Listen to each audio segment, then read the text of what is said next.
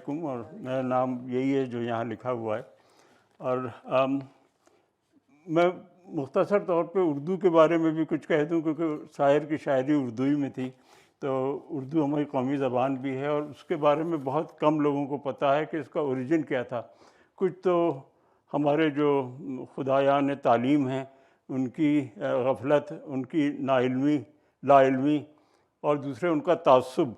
وہ چاہتے نہیں تھے کہ چونکہ اردو کا اوریجن جو ہے وہ ہندی سے ہے، ہندی اردو دونوں ایک ہی سمجھے بہنیں ہیں، ایک زبان سے اودھی بادشاہ وغیرہ سے نکلی ہیں، تو وہ چیز الگ کرنا چاہتے نہیں کہ آپ لوگ سیکھیں وہ.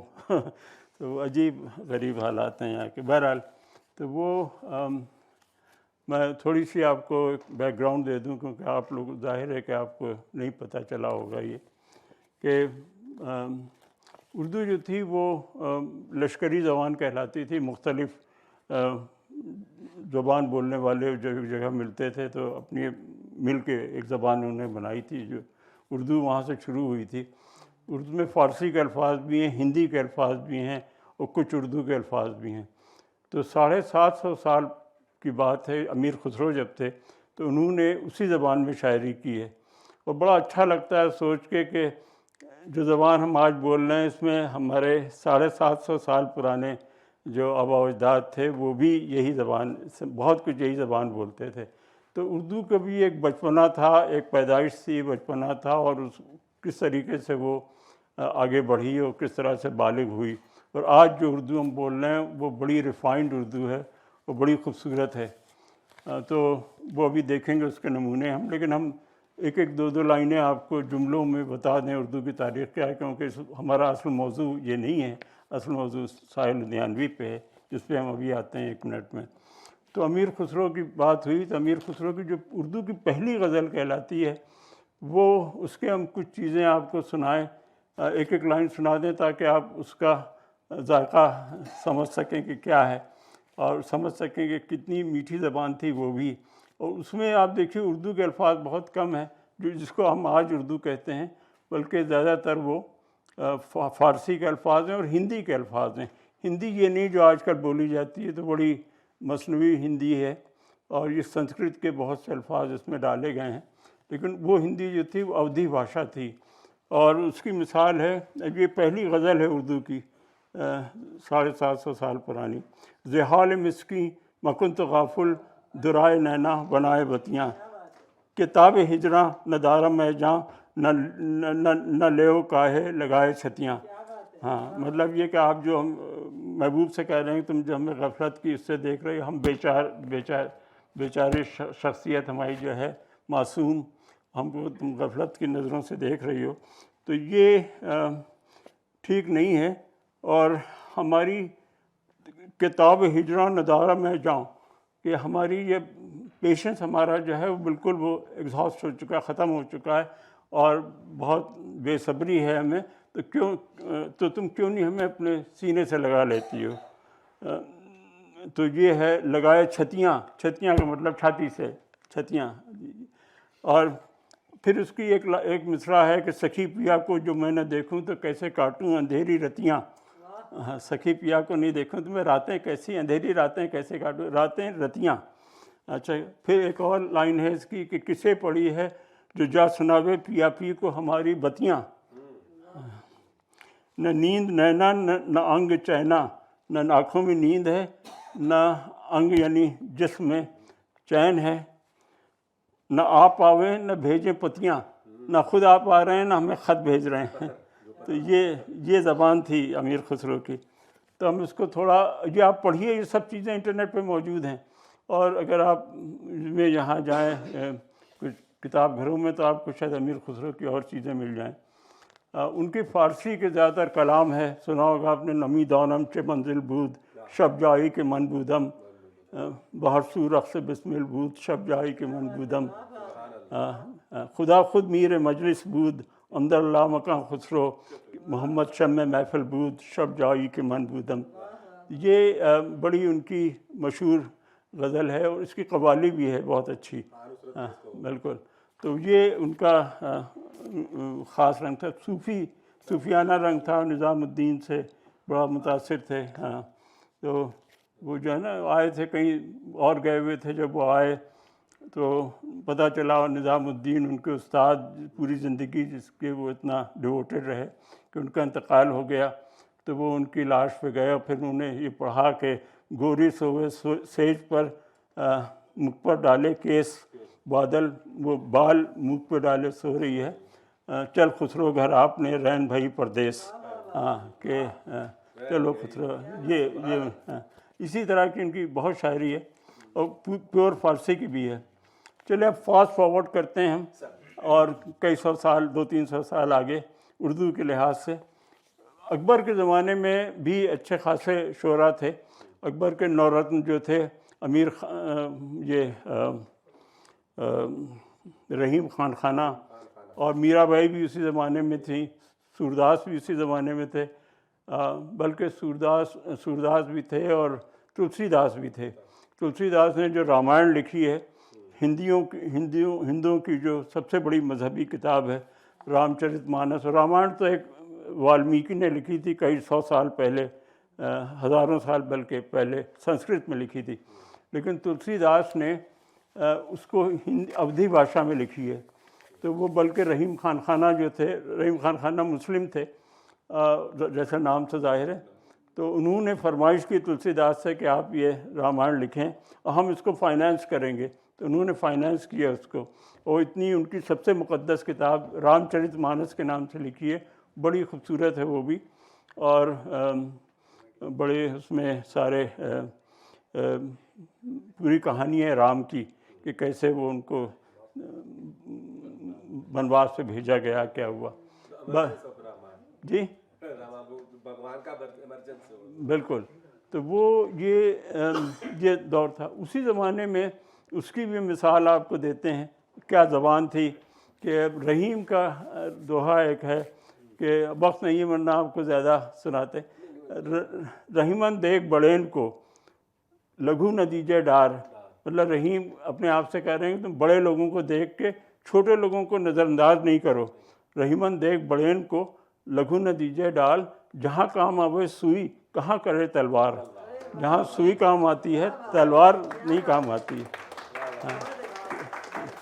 یہ زور تھا زبان کا، اور ساری کبیر کی ساری شاعری اسی پہ ہے، اودھی بھاشا میں ہے، اسی بھاشا میں۔ رحیم کی بھی ہے اور تلسی داس کی بھی بیش تھوڑا سا مختلف ہے لیکن اسی طرح کی زبان میں ہے۔ تو خیر اس کے بعد اکبر کے بعد چلیے اب ہم موجودہ دور میں آ جاتے ہیں، اور 1940 وغیرہ میں ہندوستان فلم انڈسٹری جو ہے وجود میں آئی، ہندوستان کی فلمیں، اور اس میں بڑے بڑے لوگ ہوئے۔ 1950s میں 60s میں سمجھیے کہ گولڈن پیریڈ تھا، آپ لوگوں کو معلوم ہوگا کہ انڈین فلم انڈسٹری کا، اس میں بڑے بڑے لوگ آئے، سارے لوگ اسی زمانے میں آ کے چلے گئے۔ بڑے شاعر آئے، جیسے ابھی آپ نے ذکر کیا جان نثار اختر اور مسرور سلطان پوری، شکیل بدایونی، اور ہندو شاعر بھی بہت سے، کیفی آدمی، اور ہاں شیلیندر کتنی اچھی اردو کی شاعری تھی ان کی، مدھومتی وغیرہ کے گانے کتنے اچھے ہیں ان کے، گلزار کی کتنی اچھی اردو کی شاعری ہے۔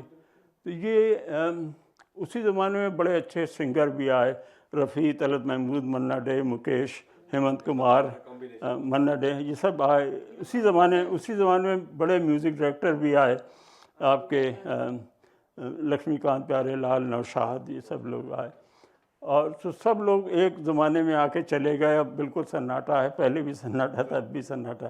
تو وہ ساحر اسی زمانے میں آئے انڈین فلم انڈسٹری میں، اور یہ سمجھیے کہ آپ مڈ 50s کی بات ہے، اور مڈ 40s کی سمجھ لیجئے۔ رفیع وغیرہ تو 1951 میں آئے تھے بمبئی، یہ بہت سے لوگ ارلی 50s میں آئے تھے، ساحر بھی انہی میں سے تھے کہ ان کی پیدائش 1921 کی ہے، انتقال 1980 میں ہوا تھا۔ 59 سال کی عمر میں بیچارے، اتنے اچھے شاعر، 59 سال کی، 60 کے بھی نہیں ہو پائے تھے، چلے گئے۔ بلا نوٹس تھے، پیتے بہت تھے، اور لیکن یہ کہ بڑی غربت میں انہوں نے بچپن اپنا گزارا تھا. باپ ان کے آپ لوگوں نے پڑھا ہوگا ان کی بایوگرافی، شاید کچھ معلوم نہیں ہے تو آپ دیکھ لیجیے گا انٹرنیٹ میں شاید ہو کہیں، کہ وہ باپ نے 12-13 شادیاں کی تھیں اور بہت بڑے زمیندار تھے. اور ان کا ایک ہی بیٹا تھا، یہ محی الدین نام تھا ان کا، شاید محی الدین نام تھا، ساحل لدھیانوی. تو وہ ان سے پوچھا گیا، ماں نے ان کی علیحدگی چاہی ان کے باپ سے، ان سے پوچھا گیا تم کدھر جاؤ گے؟ تو انہوں نے کورٹ میں جا کے کہا کہ میں اپنی ماں کے ساتھ جاؤں گا. اس وقت 7-8 سال کے تھے یہ، تو وہ پھر ماں کے ساتھ رہے زندگی بھر. تو وہ بہرحال بمبئی گئے. یہ تو بڑی تکلیفوں میں 2-3 سال کام نہیں ملا، بالکل ان کو کسی کو قدر نہیں تھی ان کی، اور طرح جگہ جگہ جاتے تھے، کام نہیں ملتا تھا. پھر جب کچھ گانے ان کو ملے اور وہ انہوں نے بہت اچھے لکھے اور وہ ہٹ ہو گئے، تو پھر تو کام کی کمی نہیں تھی، نہ پیسے کی کمی تھی. جو بھی کہتے تھے میں 10,000 ایک گانے کے لوں گا، وہ کہتے تھے لیجیے آپ، مطلب اتنا ہر گانا ان کا بڑا ہٹ ہوتا تھا. تو وہ بہرحال انہوں نے نظمیں بہت اچھی لکھی ہیں، پرچھائیاں لکھی ہے اور بہت سی اور نظمیں لکھی ہیں، غزلیں بہت اچھی لکھی ہیں، گیت بہت اچھے لکھے ہیں. اور گیت ہر طرح کے، ہر جانرا میں لکھے ہیں انہوں نے. قوالیاں بھی لکھی ہیں، سولو گیت بھی لکھے ہیں، ڈویٹس بھی لکھے ہیں. ابھی جو گانے بج رہے تھے انہی کے لکھے ہوئے ہیں. ڈویٹس بڑے اچھے لکھے ہیں. پھر نہ کیجیے میری گستاخ نگاہی کا گلہ، دیکھیے آپ نے پھر پیار سے دیکھا مجھ کو. ادھر سے جواب کیا ملتا ہے؟ ادھر سے جواب ملتا ہے کہ میں کہاں تک نہ نگاہوں کو پلٹنے دیتی، آپ کے دل نے کئی بار پکارا مجھ کو. یہ جواب تھا. یا پھر یہ گیت جو ابھی بج رہا تھا کہ پیار پر بس تو نہیں ہے میرا، لیکن پھر بھی تو بتا دے کہ تجھے پیار کروں یا نہ کروں. میرے خوابوں کے جھروکوں کو سجانے والی، تیرے خوابوں میں کہیں میرا گزر ہے کہ نہیں، پوچھ کر اپنی نگاہوں سے بتا دے مجھ کو، تیرے خوابوں میں کہیں میرا گزر ہے کہ نہیں. کہیں ایسا نہ ہو پاؤں میرے تھرا جائیں اور تیری مرمری باہوں کا سہارا نہ ملے، اشک بہتے رہیں خاموش سیاہ راتوں میں اور تیرے ریشمی آنچل کا کنارہ نہ ملے. یہ ڈیویٹ تھا ان کا. قطعات بہت اچھے. چند کلیاں نشاط کی چن کر مدتوں محو یاس رہتا ہوں، تیرا ملنا خوشی کی بات صحیح، تجھ سے مل کر اداس رہتا ہوں. تو یہ ان کا پاور تھا. اور غزلیں بڑی اچھی تھیں. محبت تر کی میں نے غریباں سی لیا میں نے، زمانے اب تو خوش ہو زہر یہ بھی پی لیا میں نے. انہیں اپنا نہیں سکتا مگر اتنا بھی کیا کم ہے کہ کچھ مدت ہنسی خوابوں میں کھو کر جی لیا میں نے. اور اے غم دنیا تجھے کیا علم تیرے واسطے، نہیں سوری یہ نہیں، یہ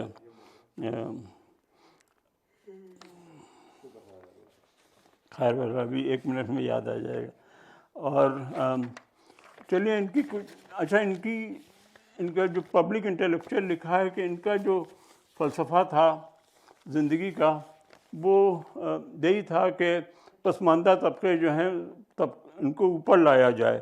غریبوں سے اور مزدوروں سے بہت ہمدردی تھی. بس ایک خیالات میں کمیونسٹ تھے اور سرمایہ داری کے بڑے خلاف تھے، اور ہر الزام سرمایہ داری پہ ڈال دیتے تھے. اور یہ کہ لیکن بہت سچے دل کے آدمی تھے، اسی لیے ان کے جذبات میں بڑی شدت تھی، بہت شدت. یہ ان کی خاص بات تھی. اور انگریزوں سے بڑی نفرت کرتے تھے کہ انہوں نے آ کے ہمارے ملک میں قبضہ کر لیا. اس کے اوپر بھی ایک آپ کو نظم سنائیں گے اگر وقت ہوا تو. وہ یہ ان کا، اور یہ تھا کہ جیسے میں نے کہا کہ پسماندہ طبقے کو اوپر لانا، ان کے اس میں کرنا. اور رومانٹک اس میں بھی کم نہیں تھے، حالانکہ اتنا یہ سوشل شاعر جو ہوتے ہیں وہی کرتے ہیں، لیکن یہ رومانٹک شاعری میں بھی بڑے آگے تھے، بہت آگے تھے. اور وہ بھی بڑی خوبصورت شاعری تھی کہ کبھی کبھی میرے دل میں خیال آتا ہے. یہ وہ نہیں ہے جو فلموں میں ہے، وہ یوزر فرینڈلی ورژن ہے، اس کا یوزر فرینڈلی ورژن ہے. اصل نظم جو ہے وہ یہ ہے کہ کبھی کبھی میرے دل میں خیال آتا ہے کہ زندگی تیری زلفوں کی نرم چھاؤں میں گزرنے پاتی تو شاداب ہو بھی سکتی تھی، یہ تیرگی جو میری زیست کا مقدر ہے تیری نظر کی شعاؤں میں کھو بھی سکتی تھی۔ عجب نہ تھا کہ میں بیگانہ علم رہ کر تیرے جمال کی رعنائیوں میں کھو رہتا، تیرا گداز بدن، تیری نیم باز آنکھیں، انہی حسین فسانوں میں محو ہو رہتا۔ پکارتی مجھے جب تلخیاں زمانے کی، تیرے لبوں سے حلاوت کے گھونٹ پی لیتا۔ حیات چیختی پھرتی برہنہ سر اور میں گھنیری زلفوں کے سائے میں چھپ کے جی لیتا۔ یہ دیکھیے آپ، حیات چیختی پھرتی برہنہ سر، یہی مزدور اور محنت کش جو تھے، ان کے دکھ ہمارے دل میں رہتے۔ اگر ایسا ہوتا تو یہ بھی ہو سکتا تھا کہ ہم گھنیری زلفوں کے سائے میں چھپ کے جی لیتے، مگر یہ ہو نہ سکا، اور اب یہ عالم ہے کہ تو نہیں، تیرا غم، تیری جستجو بھی نہیں۔ گزر رہی ہے کچھ اس طرح زندگی جیسے کسی کے سہارے کی آرزو ہی نہیں۔ زمانے بھر کے دکھوں کو لگا چکا ہوں گلے، گزر رہا ہوں کچھ انجانی رہگزاروں سے۔ محیط سائے میری سمت بڑھتے آتے ہیں حیات و موت کے پرہول خارزاروں سے، انہی خلاؤں میں رہ جاؤں گا کبھی کھو کر۔ میں جانتا ہوں میری ہم نفس، مگر یوں ہی کبھی کبھی میرے دل میں خیال آتا ہے۔ یہ والی غزل بھی فلم میں تھی، یہ بچن پڑھ کر راکھی کو سناتا ہے، یہ وہ نہیں ہے، یہ تھوڑا سا انہوں نے تھوڑا سا ایڈٹ نہیں وہی میں نے بتایا نا کہ اس کا جو یوزر فرینڈلی ورژن ہے، عام سمجھنے والا، اس میں مشکل الفاظ ہیں نا، پلہور خارزاروں سے، یہ فلموں میں کہاں لاتے یہ؟ تو یہ اس میں وہ تھا کہ کبھی کبھی میرے دل میں خیال آتا ہے کہ تجھ کو بنایا گیا ہے میرے لیے اور تو آسمان سے اتری ہے، کیا ہوا؟ ہاں گانا تھا، لیکن وہ بھی ساحر کا لکھا ہوا ہے، وہ انہوں نے فلم کے لیے لکھا تھا، اور یہ ویسے ہی اپنی شوقیہ انہوں نے اپنی طرف سے لکھا، ہاں فلم کے لیے الگ سے انہوں نے، ہاں نہیں ساحر اس میں کوئی اکثر بڑے مشکل الفاظ استعمال کرتے تھے، بتائیں گے ان کی قوالیوں میں اتنے مشکل الفاظ ہیں کہ وہ کہتے تھے ٹھیک ہے اگر جسے سمجھنا ہے سمجھے، لیکن ہم اسے بدلیں گے نہیں، ہاں تو لوگ سمجھتے تھے اسے۔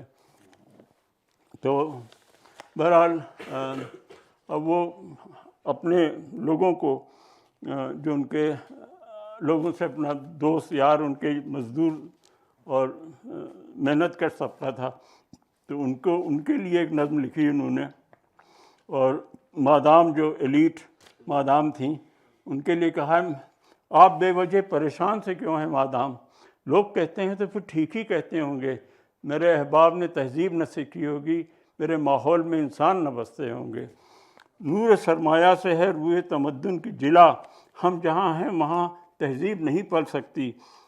یہ شعر سنے آپ، مفلسی حس سے لطافت کو مٹا دیتی ہے۔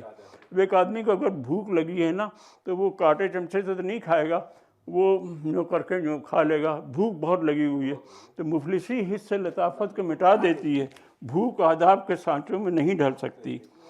لوگ کہتے ہیں تو لوگوں پہ تعجب کیسا، سچ تو کہتے ہیں کہ ناداروں کی عزت کیسی، لوگ کہتے ہیں مگر آپ ابھی تک چپ ہیں، آپ بھی کہیے کہ غریبوں میں شرافت کیسی۔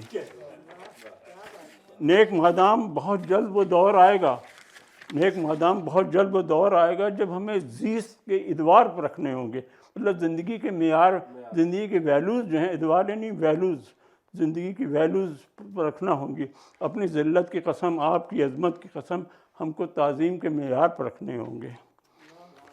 ہم نے ہر دور میں تذلیل سہی ہے، لیکن ہر دور میں ذلت سہی ہے، ہم نے ہر دور کے چہرے کو ضیاء بخشی ہے۔ تاج محل بنایا ہے نا ہم نے، تاج محل مزدوروں نے تو بنایا، ہم نے ہر دور کے چہرے کو ضیاء بخشی ہے، ہم نے ہر دور میں محنت کے ستم جھیلے ہیں، ہم نے ہر دور کے ہاتھوں کو ہینا بخشی ہے۔ لیکن ان تک مباحث سے بھلا کیا حاصل، لیکن ان تک مباحث سے بھلا کیا حاصل، لوگ کہتے ہیں تو پھر ٹھیک ہی کہتے ہوں گے، میرے احباب نے تہذیب نہ سیکھی ہوگی، میرے ماحول میں انسان نہ بستے ہوں گے، میں جہاں ہوں وہاں انسان نہ رہتے ہوں گے۔ یہ ان کی نظم کا سب سے اچھا انٹروڈکشن ہم دیتے ہیں آپ کو بھی۔ اچھا، آزادی نسواں پہ یہ جو آج کل چل رہا ہے، میرا جسم میری مرضی، یہ وہ، تو اس زمانے میں یہ دیکھیے 51 میں نظم لکھی ہے، اور یورپ میں میرے خیال میں 1970s میں ارلی 70s میں ویمن لبریشن کا، امریکہ میں تو 1920 میں ووٹنگ رائٹس دیے گئے ہیں. اور یہ دیکھیں 1951 میں انہوں نے کیا نظم لکھی ہے. لاہور میں یہ پہلو یہ نور جہاں کے مزار پہ بیٹھے ہوئے ہیں، وہ کہہ رہے ہیں کہ جہانگیر اور نور جہاں کا واقعہ آپ لوگوں کو معلوم ہے کسی کو کہ نور جہاں جو ہے شیر افغن کی بیوی ہوتی تھی، شیر افغن کی. شیر افغن اس کو خطاب دیا گیا تھا. شیر افغن مانے پچھاڑنے کے ہوتے ہیں، اس نے شیر کو پچھاڑا تھا. ہاں یہ اس کو ٹائٹل دیا گیا تھا. بہرحال بہت بہادر آدمی تھا. اس کی بیوی تھی نور جہاں. ان کو جہانگیر صاحب کو پسند آ گئی، بادشاہ سلامت کو. تو انہوں نے یہ کیا کہ شیر افغن کو مہم پہ بھیج دیا کہ تم فلاں جگہ جاؤ، فلاں راجا سے لڑو. کیا کیا تو وہ راستے میں مروا دیا اس کو. وہ جب مر گیا تو ادھر انہوں نے شادی کر لی. تو یہ بات عجیب تھی کہ اتنا ایک بادشاہ نے اپنا یہ دولت کا سہارا لے کر اور وہ کسی اور کی بیوی، ہاں وہ تاج محل کسی بیوی کو اڑا لیا. ہاں تو اس کے بعد دونوں کی قبر، وہ ظاہر ہے کہ رانی بن گئی اور دونوں کی قبر ساتھ بنی. تو یہ جب اس قبر پہ بیٹھے، دونوں کی ملی قبریں نور جہاں کی اور جہانگیر کی، تو کہتے ہیں کہ پہلو شاہ میں یہ دختر جمہور کی قبر، کہاں بادشاہ کہاں یہ ایک عام عورت کی قبر. کتنے گمگشتہ فسانوں کا پتہ دیتی ہے، کتنے خونریز حقائق سے اٹھاتی ہے نقاب، کتنی کچلی ہوئی جانوں کا پتہ دیتی ہے. کیسے مغرور شہنشاہوں کی تسکین کے لیے سال ہر سال حسیناؤں کے بازار لگے، کیسے بہکی ہوئی نظروں کے تعیش کے لیے سرخ محلوں میں جمع جسموں کے انبار لگے. کیسے ہر شاخ سے منہ مہکتی کلیاں، کیسے ہر شاخ سے منہ مہکتی کلیاں نوچ لی جاتی تھیں تزئین حرم کی خاطر. حرم کی خاطر نوچ لی جاتی تھیں منہ مہکتی کلیاں، اور مرجھا کے بھی آزاد نہ ہو سکتی تھی.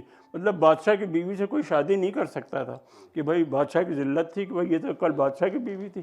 تو ہاں تو کہتے ہیں مرجھا کے بھی آزاد نہ ہو سکتی تھیں ذل سبحان کی الفت کے بھرم کے خاطر. کیسے ایک فرد کے ہونٹوں کی ذرا سی جنبش سرد کر سکتی تھی بے لوث وفاؤں کا چراغ، لوٹ سکتی تھی دمکتے ہوئے ہاتھوں کا سہاگ، لوٹ سکتی تھی دمکتے ہوئے ہاتھوں کا سہاگ، توڑ سکتی تھی میں عشق سے لبریز ایاغ.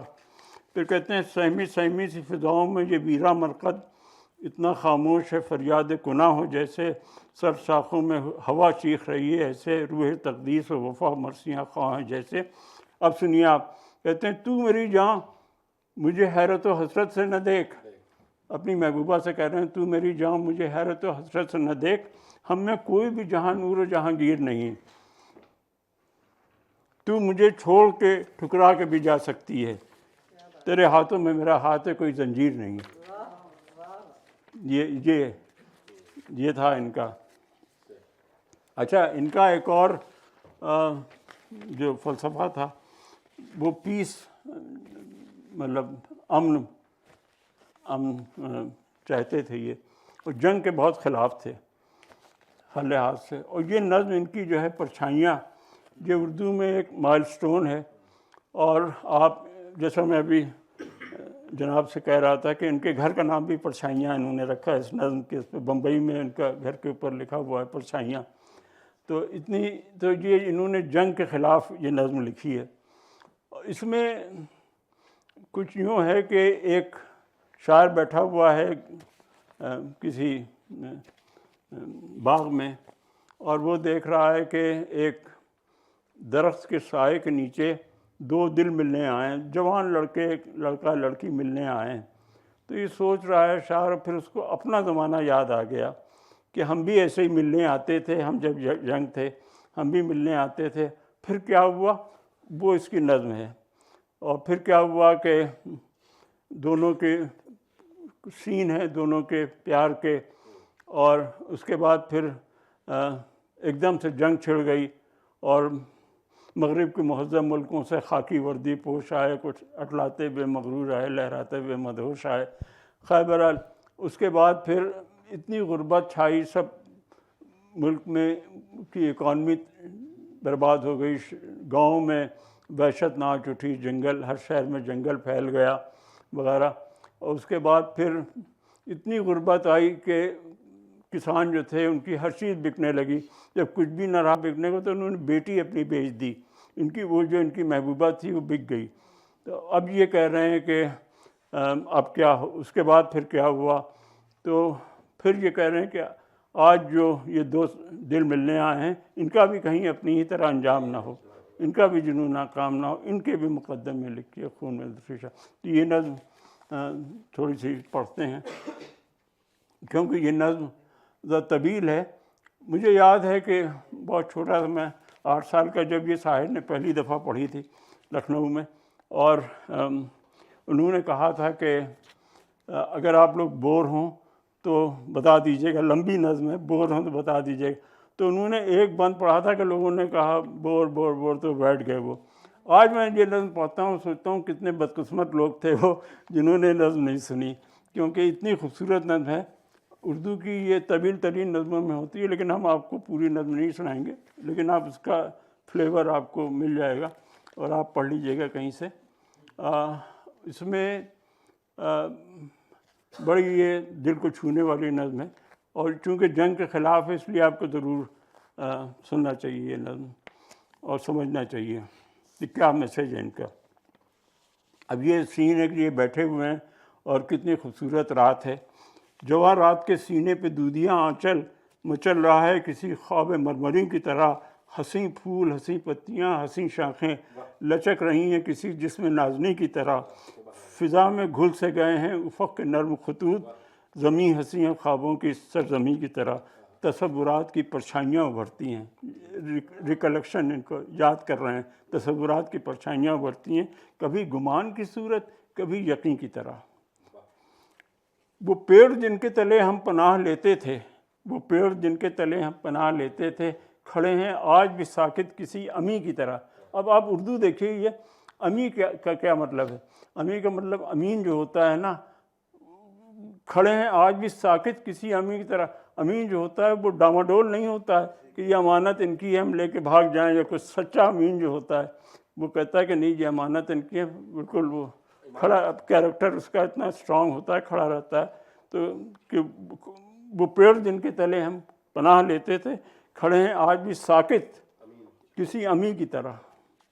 इन्हीं के साए में फिर आज दो धड़कते दिल खामोश होठों से कुछ कहने सुनने आए हैं। न जाने कितनी कशाकश से, कितनी काविश से ये सोते जागते लम्हे चुरा के लाए हैं।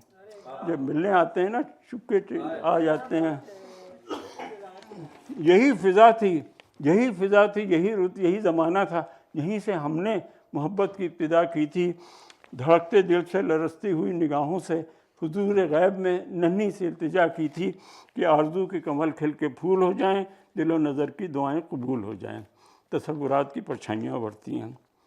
अब याद आ रहा है इनको, सारे सीन याद आ रहे हैं जब ये मिलते थे महबूबा से अपनी। तुम आ रही हो ज़माने की आँख से बचकर, तुम आ रही हो ज़माने की आँख से बचकर, नज़र झुकाए हुए और बदन चुराए हुए, खुद अपने कदमों से आहट से झेपती डरती, खुद अपने साए की जुम्बिश से खौफ खाए हुए। तसव्वुरात की परछाइयाँ उभरती हैं। रवां है छोटी सी कश्ती हवाओं के रुख पर, नदी के साथ पे मल्लाह गीत गाता है। तो तुम्हारा जिस्म हर एक लहर के झकोले से मेरी खुली हुई बाहों में झूल जाता है। तसव्वुरात की परछाइयाँ उभरती हैं। मैं फूल टाक रहा हूँ तुम्हारे जूड़े में, तुम्हारी आँख मसरत से इमेजरी देखें, इमेज देखें। मैं फूल टाक रहा हूँ तुम्हारे जूड़े में, तुम्हारी आँख मसरत से झुकती जाती है। न जाने आज मैं क्या बात कहने वाला हूँ, आवाज़ खुश्क है, ज़बान खुश्क है, आवाज़ रुकती जाती है। तसव्वुरात की परछाइयाँ उभरती हैं। मेरे गले में तुम्हारी गुदाज बाहें हैं, तुम्हारे होठों पर मेरे लबों के साए हैं। मुझे यकीन कि हम अब कभी ना बिछड़ेंगे, तुम्हें गुमान कि हम मिल के भी पराए हैं। तसव्वुरात की परछाइयाँ उभरती हैं। मेरे पलंग पे बिखरी हुई किताबों को अदाए इज्जो कलम से उठा रही हो तुम, सुहाग रात जो ढोलक पे गाए जाते हैं, दबे सुरों में वही गीत गा रही हो तुम। तसव्वुरात की परछाइयाँ उभरती हैं। वो लम्हे कितने दिलकश थे, वो घड़ियाँ कितनी प्यारी थीं, وہ صحرے کتنے نازک تھے، وہ لڑیاں کتنی پیاری تھیں، بستی کی ہر ایک شاداب گلی خوابوں کا جزیرہ تھی گویا، ہر موج نفس ہر موج صبا نغموں کا ذخیرہ تھی گویا۔ یہ سب اچھے دن تھے گزر گئے۔ پھر کیا ہوا، ناگاہ لہکتے کھیتوں سے ٹاپوں کی صدائیں آنے لگیں، ٹاپوں کی صدائیں آنے لگیں، بارود کی بوجھل بو لے کر پچھم سے ہوائیں آنے لگیں، تعمیر کے روشن چہرے پر تخریب کا بادل پھیل گیا، ہر گاؤں میں وحشت ناچ اٹھی، ہر شہر میں جنگل پھیل گیا۔ سنیں آپ، یہ عراق کی وار جب ہوئی ہے نا، تو مجھے یہ سین جو ٹی وی پہ میں دیکھتا تھا، یہ بار بار یاد آتی تھی۔ مغرب کے مہذب ملکوں سے کچھ خاکی وردی پوش آئے، اٹھلاتے ہوئے مغرور آئے، لہراتے ہوئے مدہوش آئے۔ یہ امریکن سپاہیوں کی لگتا تھا کہ ایسے ہی ان کی مغرب کے مہذب ملکوں سے کچھ خاکی وردی پوش آئے، اٹھلاتے ہوئے مغرور آئے، لہراتے ہوئے مدہوش آئے، خاموش زمین کے سینے پہ خیموں کی تنابیں گڑنے لگیں، مکھن سے ملائم راہوں پر بوٹوں کی خراشیں پڑنے لگیں، فوجوں کے بھیانک بینڈ تلے چرخوں کی صدائیں ڈوب گئیں، جیپوں کی سلگتی دھول چلے پھولوں کی قبائیں ڈوب گئیں، انسان کی قیمت گرنے لگی، اجناس کے بھاؤ بڑھنے لگے، چوپال کی رونق گھٹنے لگی، بھرتی کے دفاتر بڑھنے لگے، فوج میں ان کا سب کا ریکروٹمنٹ ہونے لگا، چوپال کی رونق گھٹنے لگی، بھرتی کے دفاتر بڑھنے لگے، بستی کے سجیلے شوق جمع بن بن کے سپاہی جانے لگے، جس راہ سے کم ہی لوٹ سکے اس راہ پہ راہی جانے لگے۔ ان جانے والے دستوں میں غیرت بھی گئی، برنائی بھی، ماؤں کے جمع بیٹے بھی گئے، بہنوں کے چہیتے بھائی بھی۔ بستی پہ اداسی چھانے لگی، میلوں کی بہاریں ختم ہوئیں، آموں کی لچکتی شاخوں سے جھولوں کی قطاریں ختم ہوئیں، دھول اڑنے لگی بازاروں میں، بھوک اگنے لگی کھلیانوں میں، ہر چیز دکانوں سے اٹھ کر روپوش ہوئی تہہ خانوں میں، بدحال گھروں کی بدحالی بڑھتے بڑھتے جنجال بنی، مہنگائی بڑھ کر کال بنی۔ یہی زمانہ تھا کہ مہنگائی بڑھ کر کال بنی، ساری بستی کنگال بنی، کتنی ہی کنواری ابلائیں ماں باپ کی چوکھٹ چھوڑ گئیں، افلاس زدہ دہقانوں کے ہل بیل بکے، کھلیان بکے، جینے کی تمنا کے ہاتھوں جینے ہی کے سب سامان بکے، کچھ بھی نہ رہا جب بکنے کو، جسموں کی تجارت ہونے لگی، خلوت میں بھی جو ممنوع تھی وہ جلوت میں جسارت ہونے لگی، تصورات کی پرچھائیاں ابھرتی ہیں۔ اب دیکھیے جنگ شروع ہو گئی ہے، کہہ رہے ہیں کہ تم آ رہی ہو سر شام بال بکھرائے، ہزار گون ملامت کا بار اٹھائے ہوئے، ہوس پرست نگاہوں کی چیرہ دستی سے بدن کی جھینپتی اریانیاں چھپائے ہوئے، تصورات کی پرچھائیاں ابھرتی ہیں۔ میں شہر جا کے ہر ایک در پہ جھانک آیا ہوں، کسی جگہ میری محنت کا مول مل نہ سکا، ستم گروں کے سیاسی قمار خانے میں علم نصیب فراست کا مول مل نہ سکا، تصورات کی پرچھائیاں ابھرتی ہیں۔ تمہارے گھر میں قیامت کا شور برپا ہے، محاذ جنگ سے ہر کار تار لایا ہے، کہ جس کا ذکر تمہیں زندگی سے پیارا تھا وہ بھائی نرغے دشمن میں کام آیا ہے، تصورات کی پرچھائیاں ابھرتی ہیں۔ ہر ایک گام پہ بدنامیوں کا جھمگٹ ہے، ہر ایک موڑ پہ رسوائیوں کے میلے ہیں، نہ دوستی نہ تکلف نہ دلبری نہ خلوص، کسی کا کوئی نہیں، آج سب اکیلے ہیں، تصورات کی پرچھائیاں ابھرتی ہیں۔ وہ رہگزر جو میرے دل کی طرح سنی ہے، نہ جانے تم کو کہاں لے کے جانے والی ہے، تمہیں خرید رہے ہیں ضمیر کے قاتل، افق پہ خون تمنائے دل کی لالی ہے، تصورات کی پرچھائیاں ابھرتی ہیں۔ اچھا اب کیا ہوتا ہے کہ ان کی محبوبہ بیچ دی جاتی ہے، کیونکہ وہ کسان کے پاس کچھ تھا نہیں، ایک ہی لڑکی تھی، اور وہ اس کو بیچ کے کچھ پیسے وصول کرنا چاہتے ہیں۔ تو وہ کہہ رہے ہیں، جب ان کو اطلاع ملی تو ان کی شام جو تھی وہ بالکل کہہ رہے ہیں کہ سورج کے لہو میں لتھڑی ہوئی وہ شام ہے اب تک یاد مجھے، وہ شام یاد ہے جب ان کو اطلاع ملی، سورج کے لہو میں لتھڑی ہوئی وہ شام ہے اب تک یاد مجھے، چاہت کے سنہرے خوابوں کا انجام ہے اب تک یاد مجھے۔ اس شام مجھے معلوم ہوا کھیتوں کی طرح دنیا میں سہمی ہوئی دوشیزاؤں کی مسکان بھی بیچی جاتی ہے۔ اس شام مجھے معلوم ہوا اس کارگہ زرداری میں دو بھولی بھالی روحوں کی پہچان بھی بیچی جاتی ہے۔ اس شام مجھے معلوم ہوا جب باپ کی کھیتی چھن جائے، ممتا کے سنہرے خوابوں کی انمول نشانی بکتی ہے۔ اس شام مجھے معلوم ہوا جو بھائی جنگ میں کام آئے، سرمایہ کے خیبہ خانوں میں بہنوں کی جوانی بکتی ہے۔ سورج کے لہو میں لتھڑی ہوئی وہ شام ہے اب تک یاد مجھے، چاہت کے سنہرے خوابوں کا انجام ہے اب تک یاد مجھے۔ تم آج ہزاروں میل یہاں سے دور کہیں تنہائی میں، یا بزم طرب آرائی میں، میرے سپنے بنتی ہوگی بہشتی آغوش پرائی میں، اور میں سینے میں غم لے کر دن رات مشقت کرتا ہوں، جینے کی خاطر مرتا ہوں، اپنے فن کو رسوا کر کے اغیار کا دامن بھرتا ہوں۔ مجبور ہوں میں، مجبور ہو تم، مجبور یہ دنیا ساری ہے، تن کا دکھ من پر بھاری ہے۔ اس دور میں جینے کی قیمت یا دار و رسن یا خواری ہے۔ دار و رسن سمجھتے ہیں نا، پھانسی کا پھندا۔ اس دور میں جینے کی قیمت یا دار و رسن یا خواری ہے۔ میں دار و رسن تک جا نہ سکا، تم جہد کی حد تک آ نہ سکیں، چاہا تو مگر اپنا نہ سکیں، ہم تم دو ایسی روحیں ہیں جو منزل تسکین پا نہ سکیں۔ جینے کو جیے جاتے ہیں مگر سانسوں میں چتائیں جلتی ہیں۔ چتا یعنی جو مردہ جلاتے ہیں، چتائیں جلتی ہیں، خاموش وفائیں جلتی ہیں، سنگین حقائق زاروں میں خوابوں کی ردائیں جلتی ہیں۔ اور آج جب ان پیڑوں کے تلے پھر دو سائے لہرائے ہیں، ابھی یاد آیا نا ان کو، آج جب ان پیڑوں کے تلے پھر دو سائے لہرائیں، پھر دو دل ملنے آئے، پھر موت کی آندھی اٹھی ہے، پھر جنگ کے بادل چھائے ہیں۔ میں سوچ رہا ہوں ان کا بھی کہیں اپنی ہی طرح انجام نہ ہو، ان کا بھی جنون ناکام نہ ہو، ان کے بھی مقدر میں لکھی ایک خوب میں لتھڑی شام نہ ہو۔ چاہت کے سنہرے خوابوں کا انجام ہے اب تک یاد مجھے۔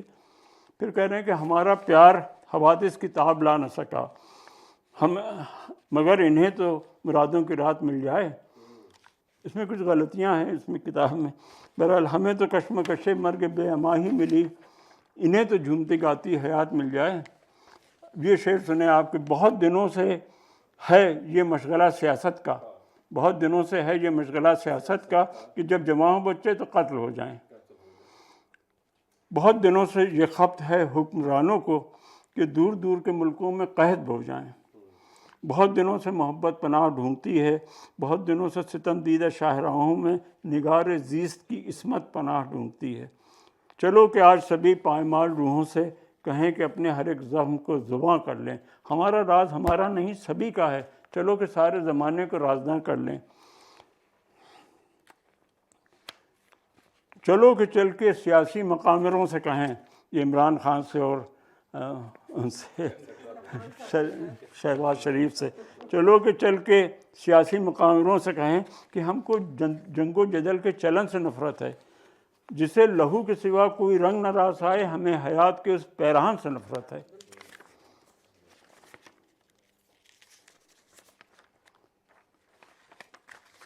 کہو کہ اب کوئی قاتل ادھر آیا تو ہر قدم پہ زمین تنگ ہوتی جائے گی، ہر ایک موج ہوا رخ بدل کے جھپٹے گی، ہر ایک شاخ رگے سنگ ہوتی جائے گی۔ اٹھو کہ آج ہر ایک جنگجو سے یہ کہہ دیں کہ ہم کو کام کی خاطر کلوں کی حاجت ہے، ہمیں کسی کی زمین چھیننے کا شوق نہیں، ہمیں اپنی زمین پر ہلوں کی حاجت ہے۔ کہو کہ اب کوئی تاجر ادھر کو رخ نہ کرے، اب اس جگہ کوئی کنواری نہ بیچی جائے گی۔ یہ سرزمین ہے گوتم کی اور نانک کی، اس ارض پاک پہ ویشی نہ چل سکیں گے کبھی، ہمارا خون امانت ہے نسل نو کے لیے۔ یہ سنیں آپ، ہمارا خون امانت ہے نسل نو کے لیے، ہمارے خون پہ لشکر نہ پل سکیں گے کبھی۔ کہو کہ آج بھی ہم سب اگر خاموش رہے، کہو کہ آج بھی ہم سب اگر خاموش رہے تو اس دھمکتے ہوئے خاکداں کی خیر نہیں، جنوں کی ڈھالی ہوئی ایٹمی بلاؤں سے زمیں کی خیر نہیں، آسمان کی خیر نہیں۔ یہ اب کے جو یہاں لوگ ہیں، پرویز اور نیئر، یہ لوگ بڑا اس کے خلاف ہیں جنگ کے، یہ ایٹمی جنگ کے خاص طور سے بہت خلاف ہیں۔ وہ یہی بات ہے کہ تو اس دھمکتے ہوئے خاکداں کی خیر نہیں، جنوں کی ڈھالی ہوئی ایٹمی بلاؤں سے زمیں کی خیر نہیں، آسماں کی خیر نہیں۔ گزشتہ جنگ میں گھر ہی جلے مگر اس بار عجب نہیں کہ یہ تنہائیاں بھی جل جائیں، گزشتہ جنگ میں پیکر جلے مگر اس بار عجب نہیں کہ پرچھائیاں بھی جل جائیں۔ تصورات کی پرچھائیاں بڑھتی ہیں، کبھی گمان کی صورت، کبھی یقین کی طرح۔ ایک نظم ہے چھوٹی سی ان کی، جس میں ساری ان کی چیزیں آ جاتی ہیں۔ اس کے ادبار کی باتیں کریں۔ माने गिरावट के होते हैं कि देश कहाँ जा रहा है, कितना ज़मीन नीचे जा रही है, ज़मीन के नीचे जा रहा है देश के इतबार की बातें करें, अजनबी सरकार की बातें करें। ये अंग्रेज़ जो थे उस ज़माने में अजनबी सरकार की बातें करें, दहर के हालात, दहर माने दुनिया, दहर के हालात की बातें करें, इस मुसलसल रात की बातें करें, अगली दुनिया के फसाने छोड़कर इस जहन्नुमज़ार की बातें करें, हो चुके औसाफ पर्दे के बयां, हो चुके औसाफ पर्दे के बयां, शाहिद बाज़ार की बातें करें। गिरने वाले कसर की तौसीफ़ क्या, गिरने वाला महल जो है इसकी क्या तारीफ़ करना, पेशे मज़दूर की बातें करें। अच्छा, इनके सोलो भी बहुत अच्छे थे, गीत अगर आप इनके पढ़ें, सोलो भी बड़े अच्छे थे, अकेले जो गाने लिखे गए हैं। और आपने सुना होगा बड़े वो सोशल रिफॉर्म के गाने थे कि कहाँ हैं मुहाफ़िज़ खुदी के, ये चकली ये नीलाम घर खुदकुशी के, ये इस तरह की नज़में बल्कि भी पढ़ते हैं हम इसको। और इसके अलावा और सुने होंगे आप, जाने वो कैसे लोग थे जिनके प्यार को प्यार मिला, हमने तो जब कलियां मांगी कांटों के हार मिले, बिछड़ गया हर साथी देकर पल दो पल का साथ, किसको फुर्सत है जो थामे हम दीवानों का हाथ, हमको अपना साया भी अक्सर बेजार मिला। अच्छा, हिंदी में, हिंदी ज़बान में, हिंदी लिटरेचर में शायरी औरत की तरफ से होती है, मतलब औरत का जो सेपरेशन के गीत गाती है और मर्द बेइतनाई बरतता है। मालूम नहीं आप लोगों ने फिल्म साहब बीबी व गुलाम देखी थी या नहीं, बहरहाल उसमें जिस तरह का दिखाया गया तो वो हिंदी की तरफ से शायरी होती है। तो उसमें भी इन्होंने गाने लिखे हैं, औरत की तरफ से लिखे हैं। एक है कि आज सजन मोए अंग लगा लो जन्म सफल हो जाए, मतलब मुझे अपने सीने से लगा लो और अपने बदन से लगा लो, अंग यानी बदन, अपने बदन से लगा लो जन्म सफल हो जाए, मेरे ज़िंदगी स्वारत हो जाए, है ना, सेल्वेशन जिसको कहते हैं, इरफान वो हो जाए। हृदय की पीड़ा देह की अग्नि, जो मेरे दिल की का दर्द है, हृदय की पीड़ा देह की अग्नि, मेरे जिस्म में जो आग लगी हुई है सब शीतल हो जाए, सब ठंडी हो जाए। ये इनका हिंदी के भी। इस फॉर्म ऑफ पोइट्री को रेख्ती नहीं कहते? नहीं, वो ऐसा होता था कि उस ज़माने में कुछ दिनों के लिए ये एक रस्म चली थी कि मर्द जो थे वो औरतों के कपड़े पहन के मुशायरे में बैठते थे। अच्छा। वो रेख्ता कहलाता था। हाँ, रेख्ता कहलाता था। और रेख्ती भी रेख्ता भी एक ही चीज़, मुख्तलिफ लोग मुख्तलिफ कहते हैं। वो एक थोड़ी सी रस्म चली थी, लेकिन ये कि ज़ाहिर है वो ज़्यादा नहीं है, लेकिन उसको रेख्ता कहते थे उर्दू से पहले, बल्कि उर्दू उसी रेख्ते से बनी है। लेकिन ये हिंदी की शायरी अलग थी। ये मीरा बाई का आपने नाम सुना होगा, मीरा बाई भी अकबर के ज़माने में थी। मीरा बाई के भजन थे, जैसे कैथलिक नन्स होती हैं ना, उनकी जीसस से शादी हो जाती है, कहती हैं हम जीसस ही के हो गए हैं हमेशा से के लिए। उसी तरीके से मीरा बाई कृष्णा के, लॉर्ड कृष्णा जो मतलब इनका फिक्टिशियस कैरेक्टर है, उसकी। मैं समझती थी कि मीरा बाई एक मेल पोएट थी। नहीं, मेल पोएट नहीं, मीरा बाई तो बाई बाई तो औरतों के नाम के साथ लगता है ना। मीरा भी जो आपकी यहाँ फिल्म एक्ट्रेस है। हाँ, वो जो जश्न रेख्ता है जो आपने फरमाया, ये एक्चुअली अभी भी इंडिया में क्योंकि जश्न रेख्ता के नाम से ही होता है, तो क्या ये उसी से ताल्लुक़ रखता है? नहीं, मैं बताऊँ आपको वो क्या है। वो एक हिंदू जेंटलमैन है, बहुत बड़े बिजनेसमैन, उन्होंने एक वेबसाइट बनाई है। उसकी एक वेबसाइट बनाई है, उर्दू से बड़ा वो उनको शगफ है, बड़ी उर्दू से मोहब्बत है, तो उन्होंने करोड़ों रुपया समझिए खर्च करके उर्दू की ये वेबसाइट बनाई है। रेख्ता.org है, शायद ये कॉम है, रेख्ता.org है। उसमें सारे शोरा के कलाम हैं और उनके दीवान हैं पूरे के पूरे, उनके गाने हैं। मतलब ये कि आप ज़ौक़ का या शाहिर का या किसी का भी आप जाके उनके कलाम मुख्तलिफ़ ज़बानों में है, हिंदी में है, उर्दू में है जी। और जो उर्दू में उनकी शायरी है जी, आप उर्दू के एक एक लफ्ज़ पे प्रेस कर सकते हैं, बिल्कुल, उसका रोमन में और उर्दू में मतलब आ जाता है। हाँ, उर्दू में तो आ जाता है। उनका नाम है संजीव सराफ। संजीव सराफ, उन्होंने रेख्ता.org फाउंड की है और उसी का वो हर साल आमतौर पे दिसंबर में जब उनकी सालगिरह भी होती है तो वो जश्न रेख्ता करते हैं दिल्ली में जी, और इस साल वो 2, 3 और 4 दिसंबर को होने वाला है दिल्ली में। आपको तो बहुत मालूम है, वो मेरे दोस्त लेकिन वो इतना बड़ा रिसोर्स है, इतना बड़ा रिसोर्स है कि कोई शेर आपको ढूंढना हो, किसी शायर का कलाम ढूंढना हो तो उस पर चली जाइए आप और वो आपको मिल जाएगा। और मुख्तलिफ पहले तो आपका शुक्रिया, आपने ये बताया बिकॉज मुझे नहीं पता था, तो थैंक यू सो मच। अच्छा, रेख्ता जो है वो 146 कंट्रीज़ में एक्सेस किया जाता है। रेख्ता.org जो है उसे 146 मुल्कों में एक्सेस किया जाता है। अच्छा। और उसके 50% जो देखने वाले हैं they are under 25 years old. अच्छा। उसके स्टेटिस्टिक्स बड़े इंटरेस्टिंग हैं रेख्ता के।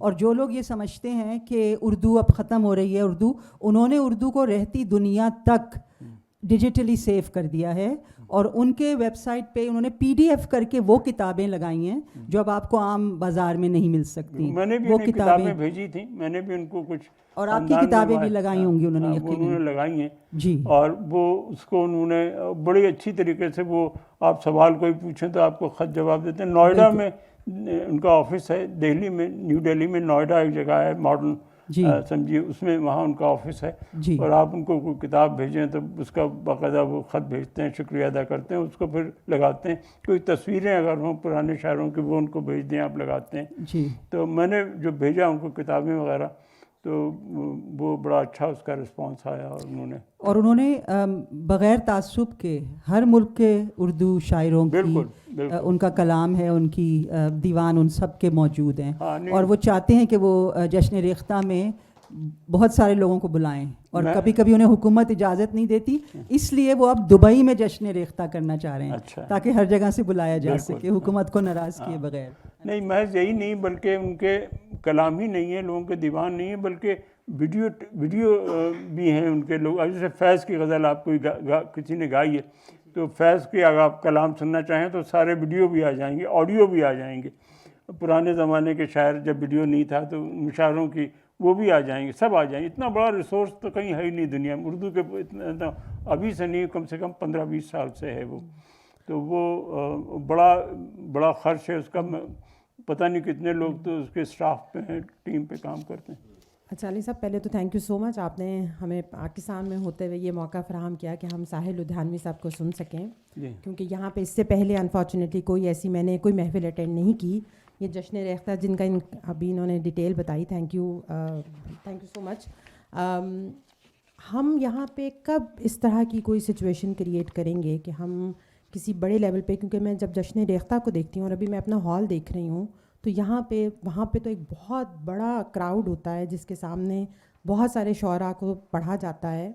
यहाँ पे ऐसा क्यों नहीं हो पा रहा, या चलें आज पहली दफ़ा, मैं तो पहली दफ़ा ही आई हूँ, और साहिर साहब या इस तरह जितने भी हमारे शायर हैं, अदीब हैं, उनको हम उर्दू से लेकर किसी भी ज़ुबान में हमने क्यों, या आप कह लें कि ये जो जंग की बात हुई, हमने बहुत बॉर्डर लाइंस स्पेसिफ़िकली इस साइड पे बहुत ज़्यादा है, तो इसके बारे में कैसे हम कुछ बेहतरी कर सकते हैं कि इस तरह की साहिर साहब की ज़िंदगी से related, because I am a big fan of Sahir साहब और that's why I am here, तो हम इस तरह की कब चीज़ें देख पाएंगे, कब इसको सुन पाएंगे, कब इनके बारे में मालूमात मिलेंगी? जैसे आज हमें कुछ नया सुनने को मिला, कुछ जानने को मिला, तो ये पहले तो ये ख्याल आपके पास कैसे आया, ये थोड़ा सा शेयर कर दें और फिर आगे के लिए कुछ बताइए कि आगे क्या होगा। ये तो भी माहौल बनाना पड़ेगा, आपको माहौल बनाना पड़ेगा, लोगों को शौक़ दिलाना पड़ेगा। और फोरम की बात, अब इससे अच्छी जगह क्या होगी, ये जगह का मकसद ही यही है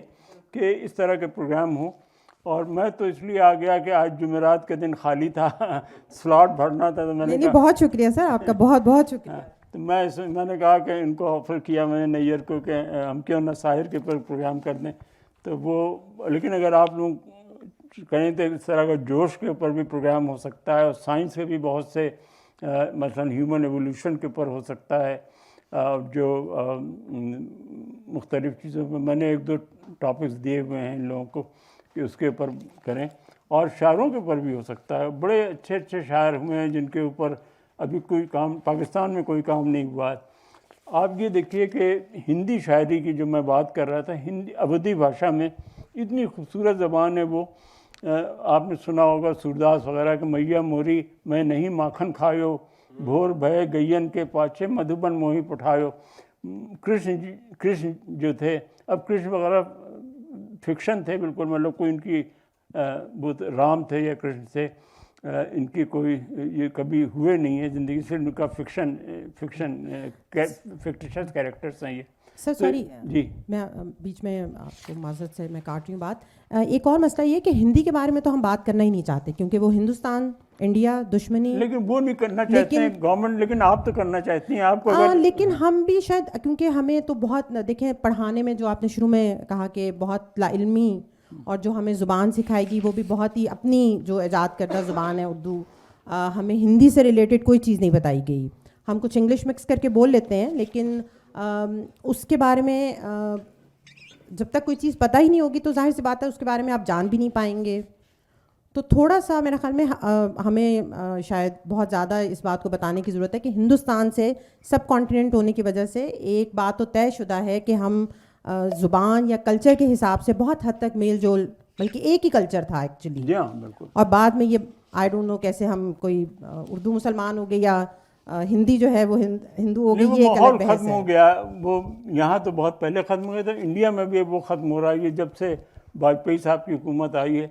اور اس وقت بھی اتنا تعصب ہے اور مسلمانوں کی ہر چیز وہ ختم کر. میں تو وہیں پیدا ہوا پلا بڑھا، میں تو بہت بعد میں پاکستان آیا ہوں، کالج ختم کر کے آیا ہوں انڈیا سے. تو میں نے علی گڑھ مسلم یونیورسٹی میں پڑھا، لکھنؤ میں پیدا ہوا، وہیں پلا بڑھا میں. اور گرمیوں میں بمبئی جاتا تھا، بتایا جو بھی صاحب نے. وہاں فلم انڈسٹری سے بہت وابستہ رہا میں. کچھ اجزا تھے جو کہ فلم انڈسٹری سے متعلق تھے، تو وہاں بڑا ان لوگوں سے رابطہ رہا.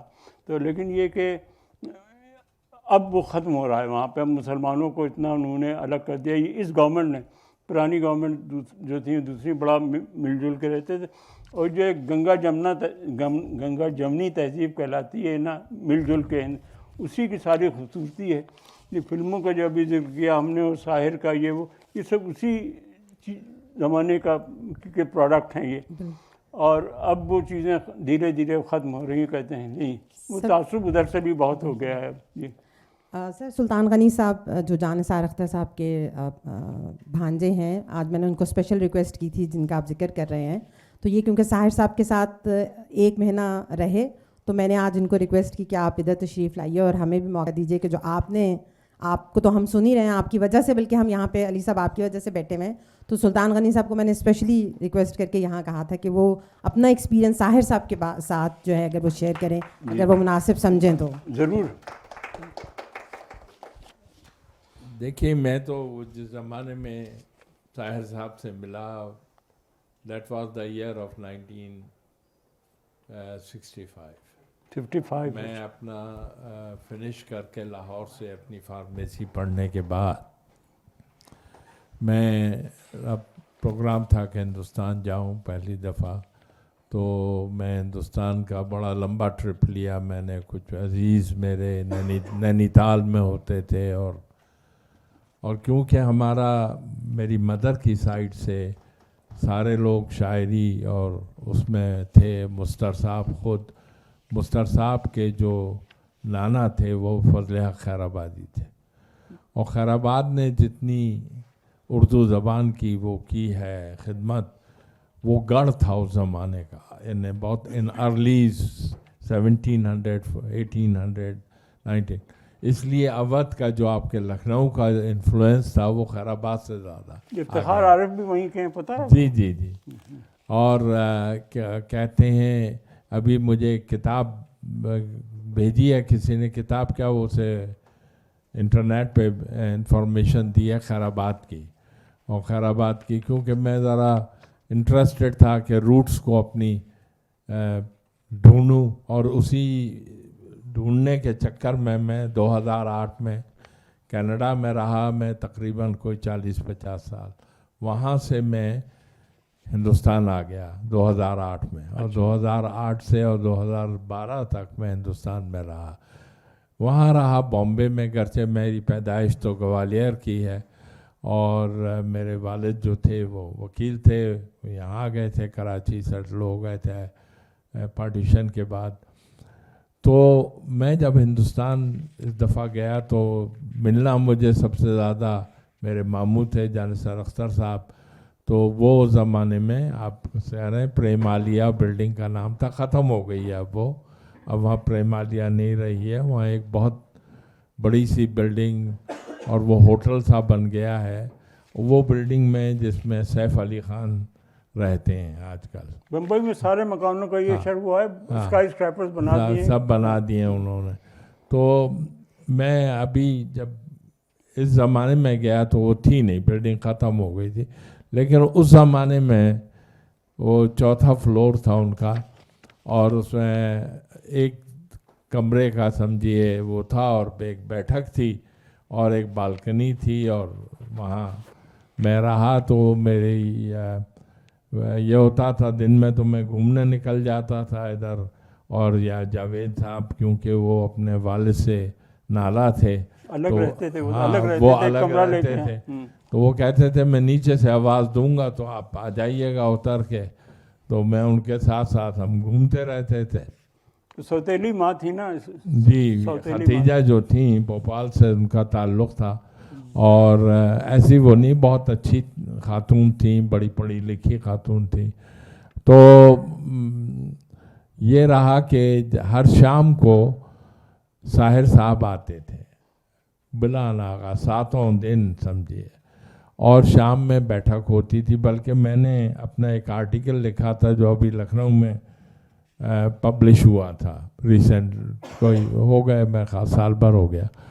اس وقت میں نے یہ جو آپ کے ابھی آپ نے سنائی تھی ساحر لدھیانوی کی، وہ جو ابھی آپ نے بتائی تھی نا کہ فلموں میں تو دوسرے طریقے سے کبھی کبھی، تو دیکھیں کبھی کبھی کا بڑا انٹرسٹنگ وہ ہے.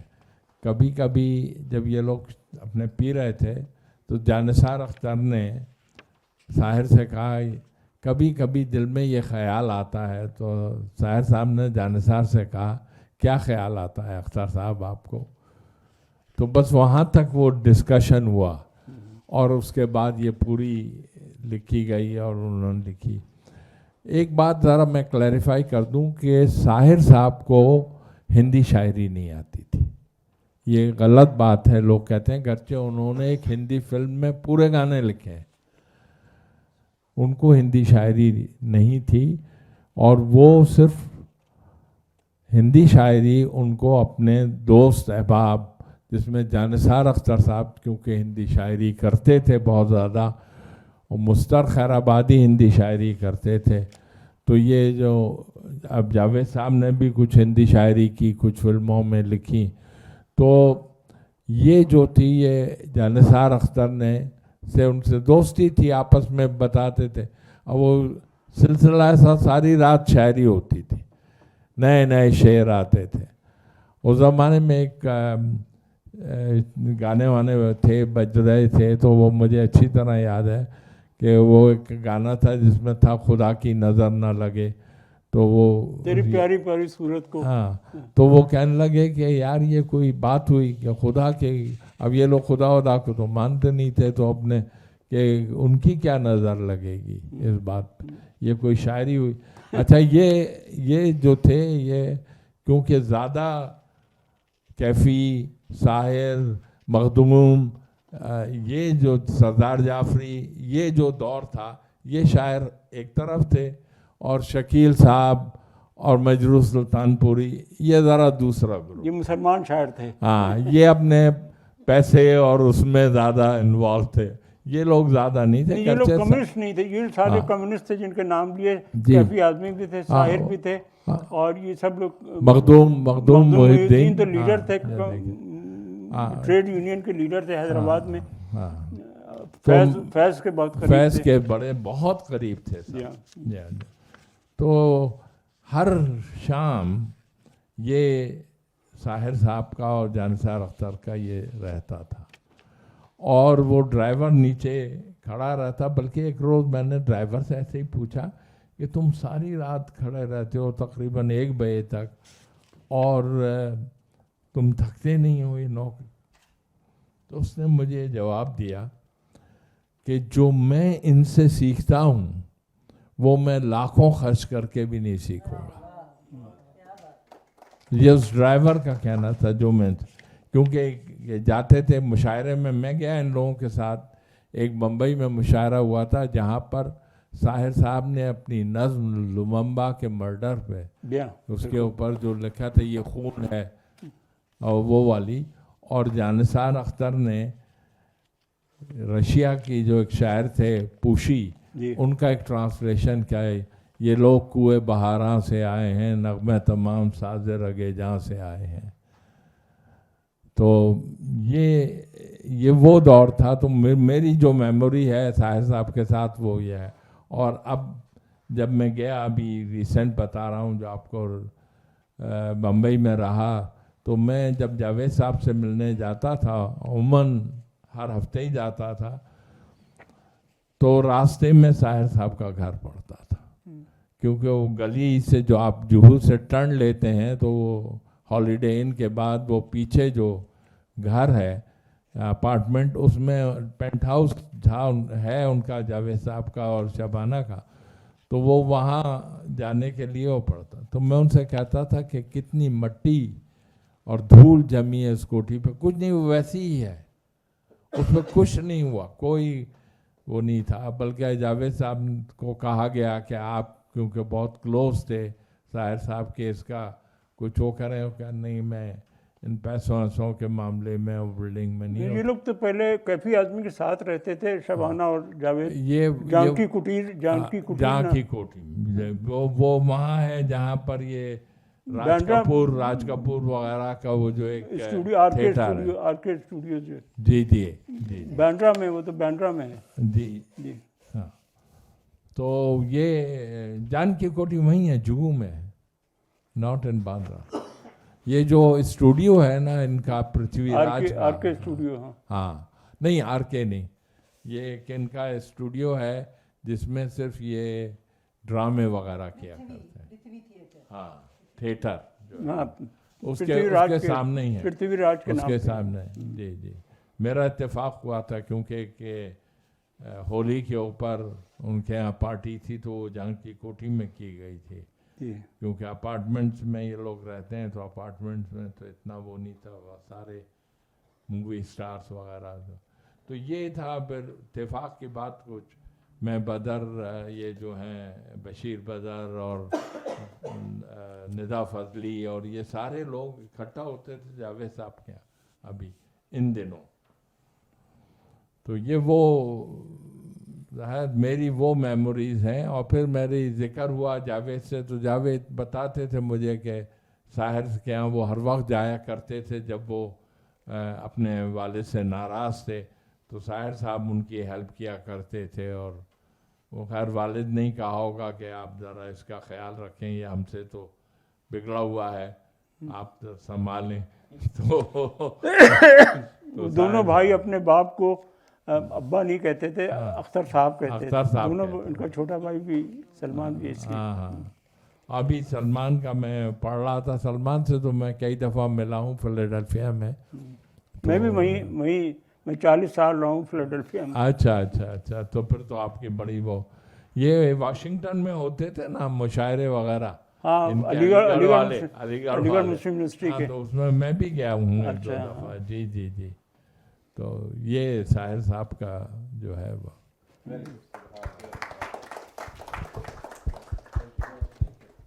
سر کوئی اچھی سی پوئٹری ہو جائے ساحر صاحب کی پلیز. ساحر صاحب کی پلیز. ساحر صاحب کی ایک نظم میں سناتا ہوں آپ کو, اور وہ بھی تھوڑی سی طویل ہے. اس میں دکھایا ہے انگریزوں کے خلاف ہے کہ انگریز کتنا یہ ابھی 10 منٹ باقی ہیں. تو کہ ایک بہت بڑے ہوٹل پہ 5 اسٹار سمجھیے انگریز کچھ کھڑے ہوئے ہیں, اور نیچے میرے مجبور وطن کی گلیاں جن میں آوارہ پھرا کرتے ہیں بھوکوں کے ہجوم.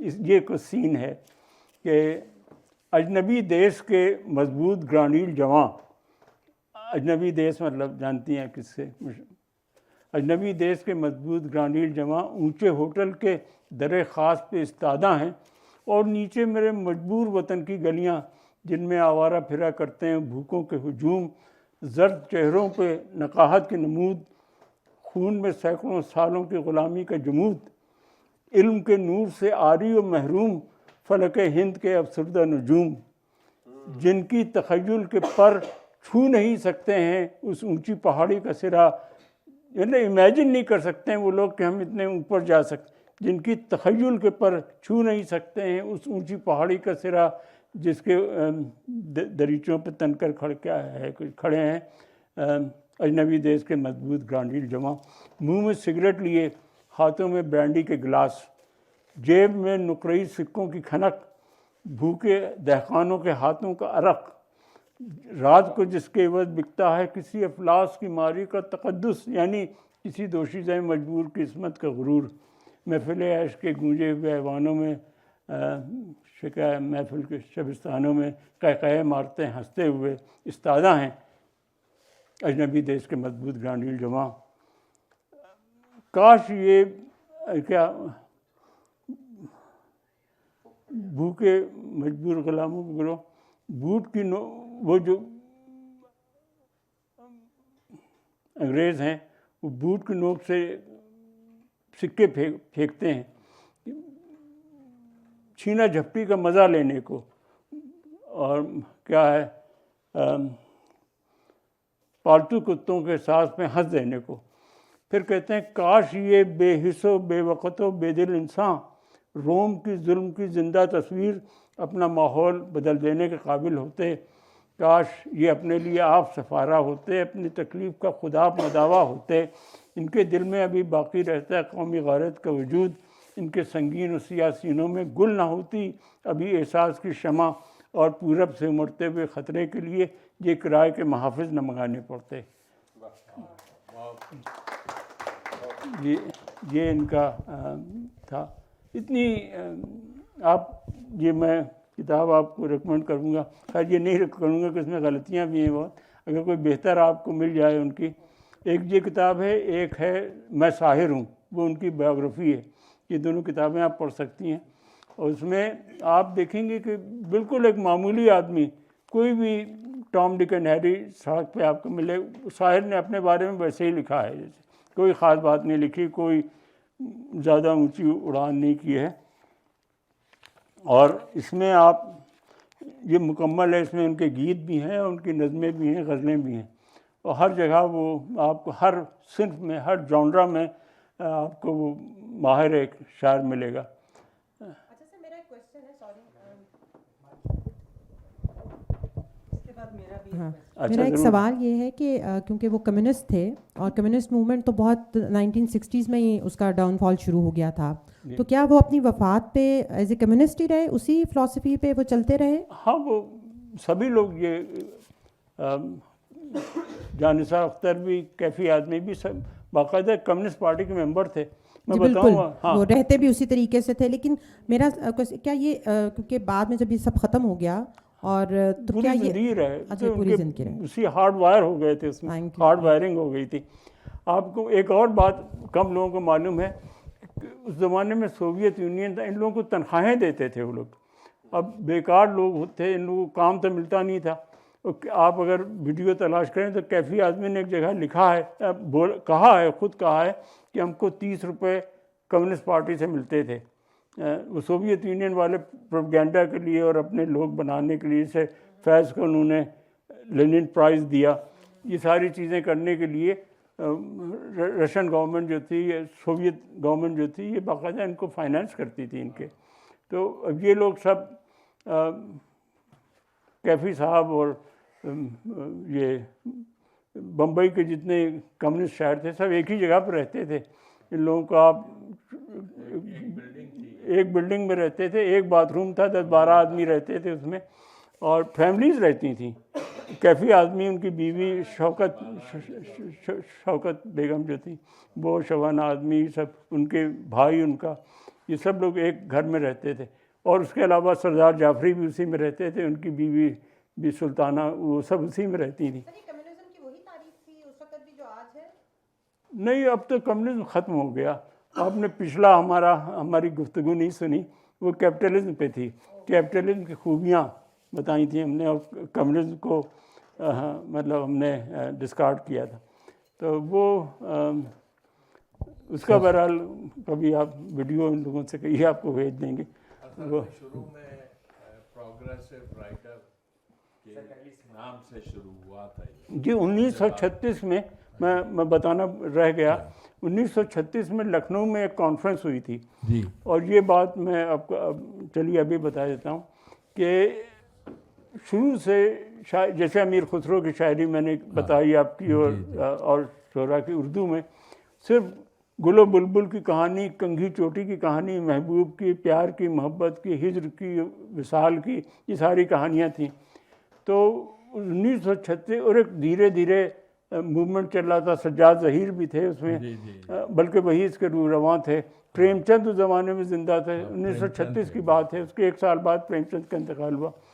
پریم چند کمیونسٹ نہیں تھے, بالکل نہیں تھے وہ کمیونسٹ, لیکن یہ کہ وہ محنت کر طبقے کے لیے بہت لکھتے تھے, خاص طور سے گاؤں میں جو زمینداروں کے ظلم ہوتے تھے ان پہ بہت لکھتے تھے وہ. تو پریم چند اس لکھنؤ میں ایک کانفرنس ہوئی, ترقی پسند ادب کانفرنس ہوئی, اس میں پریم چند اس کے چیئرمین تھے, اور ایک رضولوی تھے, کیا نام, چودھری محمد علی رضولوی, وہ اس کے کنوینر تھے وہ, اور پریم چند کو انہوں نے چیئرمین بنایا تھا. اس میں یہ طے ہوا تھا کہ ہم لوگ اب ادب میں یہ چیزیں لائیں گے, سماج کے حالات لائیں گے, سماج کے مسائل لائیں گے. تو یہ چیزیں اس میں آئی تھیں. اس کے بعد سے پھر ترقی پسند تحریک نمبر 2 کانفرنس ہوئی, نمبر 3 کانفرنس بھوپال میں ہوئی ایک, اور کئی جگہ ہوئی. پھر ہر سال وہ ایک نئے شہر میں ہوتی تھی. تو اس کی پوری تاریخ ہے. سجاد ظہیر بھی تھے جو پاکستان آ گئے تھے, بعد میں پھر چلے گئے تھے. بلکہ وہ جو تھے کیا نام ہے, جن کو یہاں جیل میں مار دیا تھا, وہ بھی بڑے پکے کمیونسٹ تھے, مارکسسٹ تھے. حسن ناصر نام تھا شاید. ان کو جیل میں یہاں پاکستان میں مار دیا تھا. طاہر صاحب بھی کافی عرصے لاہور رہے. کون؟ طاہر صاحب. ہاں, طاہر تو نہیں, کافی عرصے نہیں, وہ لاہور میں رہے, لیکن جب پارٹیشن پر تو بمبئی چلے گئے. ان کو معلوم تھا کیا گت بنے گی. میں بتاؤں آپ کو کہ طاہر کے کم سے کم نہیں بلکہ طاہر کے برابر کا ایک شاعر یہاں فیاض ہاشمی ہوئے ہیں. فیاض ہاشمی, ان کو کوئی نہیں جانتا ہے پاکستان میں. اتنا بڑا شاعر. یہ کس نے لکھا ہے, آج جانے کی ضد نہ کرو, یہ فیاض ہاشمی کا لکھا ہوا ہے. جس طرح صاحب ہندوستانی گیت لکھتے تھے, فیاض ہاشمی پاکستانی فلموں کے گیت لکھتے تھے. نہیں, وہ لاہور آ گئے تھے, پارٹیشن سے پہلے لاہور آ گئے تھے. یہاں گریموفون کمپنی HMV جو تھی, اس کا ایک ایکویولنٹ EMI تھا, اسی کا ورژن ایک EMI, اس میں ان کو مینیجر کے طور پہ بنا دیا تھا. اس کے بعد سے اس کا سیل بہت بڑھ گیا تھا. تو لاہور میں ان کی پوسٹنگ ہوئی تھی. لیکن وہ بنگال کے تھے, سوچیے بنگالی تھے, ان کے باپ بھی بنگالی تھے, وہ بھی شاعر تھے. فیاض ہاشمی نے 22 سال کی عمر میں لکھا تھا تصویر تیری دل میرا بہلا نہ سکے گی, یہ طلعت محمود نے گایا. وہ یہ 22 سال کے تھے, یہ 24 سال کے تھے فیاض ہاشمی. طلعت محمود 22 سال کے تھے. کلکتہ میں یہ ریکارڈ ہوا, تصویر تیری دل میرا بہلا نہ سکے گی, میں بات کروں گا تو یہ خاموش رہے گی, سینے سے لگا لوں گا تو کچھ نہ کہے گی. یہ فیاض ہاشمی کا لکھا ہوا ہے. یہاں جو انہوں نے لکھا, تو جو نہیں ہے تو کچھ بھی نہیں ہے, یہ مانا کہ محفل جمع ہے ہنسی ہے, یہ بھی فیاض ہاشمی کا لکھا ہے. اتنے خوبصورت گانے لکھے کہ ہم بھول گئے کیا ہے ہر بات مگر تیرا پیار نہیں بھولے. انڈیا نے چرایا ہے یہ گانا, یہاں یہ ہوا ہے, بنا ہے. اس کے تھوڑے بہت الفاظ بدل کے انڈیا کا ورژن سنیں آپ. کس نے گایا ہے؟ لتا منگیشکر نے گایا ہے. اتنے اچھے تھے. اور انڈیا میں بھی جب تھے وہ, تو اتنے اچھے اچھے گانے. جگموہن نے ان کے گانے گائے ہیں کہ یہ نہ بتا سکوں گا میں کیا ہے وہ, مجھ کو دل کو ہے تجھ سے پیار کیوں, یہ نہ بتا سکوں گا میں. جگموہن نے گایا ہے. ہیمنت کمار نے ان کے گانے گائے ہیں. بڑے بڑے پائے کے آدمی تھے, اور بہت کم عمری سے انہوں نے کیا. لاہور میں, کراچی میں ان کا انتقال ہوا میرے خیال میں 2003 میں یا 6 میں کب ہوا ہے. ابھی 1922 کی پیدائش تھی ان کی. تو بہت بڑی چیز تھے وہ. لیکن یہاں پاکستان میں کوئی جانتے ہی نہیں, لاہور میں لوگ نہیں جانتے, لاہور کی فلم انڈسٹری میں نہیں جانتے. میں گیا لاہور میں نے فلم انڈسٹری کے لوگوں سے پوچھا, وہ نہیں جانتے تھے. میں نے ان کے اوپر ایک فلم بنائی ہے فیاض ہاشمی میں, جس میں سارے ان کے گانے دیے ہیں, اور نہیں ابھی 2-4 سال پہ بنائی ہے اسلام آباد میں. تو وہ بہت بڑی چیز تھے. اچھا وہ ساحر چلے گئے یہاں سے, ورنہ ان کی بھی یہی یاد بنتی. سر اور انڈیا میں رہتے فیاض ہاشمی, تو آج ان کا بھی اتنا ہی نام ہوتا ہے جتنا ساحر کا نام ہوا ہے. سر میرا ایک سوال ہے یہاں پہ کہ جس طرح آپ نے بات کی نا سر کہ ابھی کہ ساحر کے ہم اثر ہی بہت سارے ایسے شعراء تھے جو ان موضوعات پہ لکھتے تھے, جیسے کیفی اعظمی ہو گئے, جان نثار اختر ہو گئے, مجاز خود بھی تھے, اور دوسرے بہت سارے شعراء تھے. مجاز پہلے تھے ذرا, مطلب پہلے, اس سے پہلے نا. تو یہ سارے موضوعات پہ جو انقلابی شاعری یا چیزیں, ان پہ تو لوگ ساتھ ساتھ لکھ رہے تھے, لیکن وہ کون سی ایسی چیز تھی جس نے ساحر کو منفرد بنا دیا؟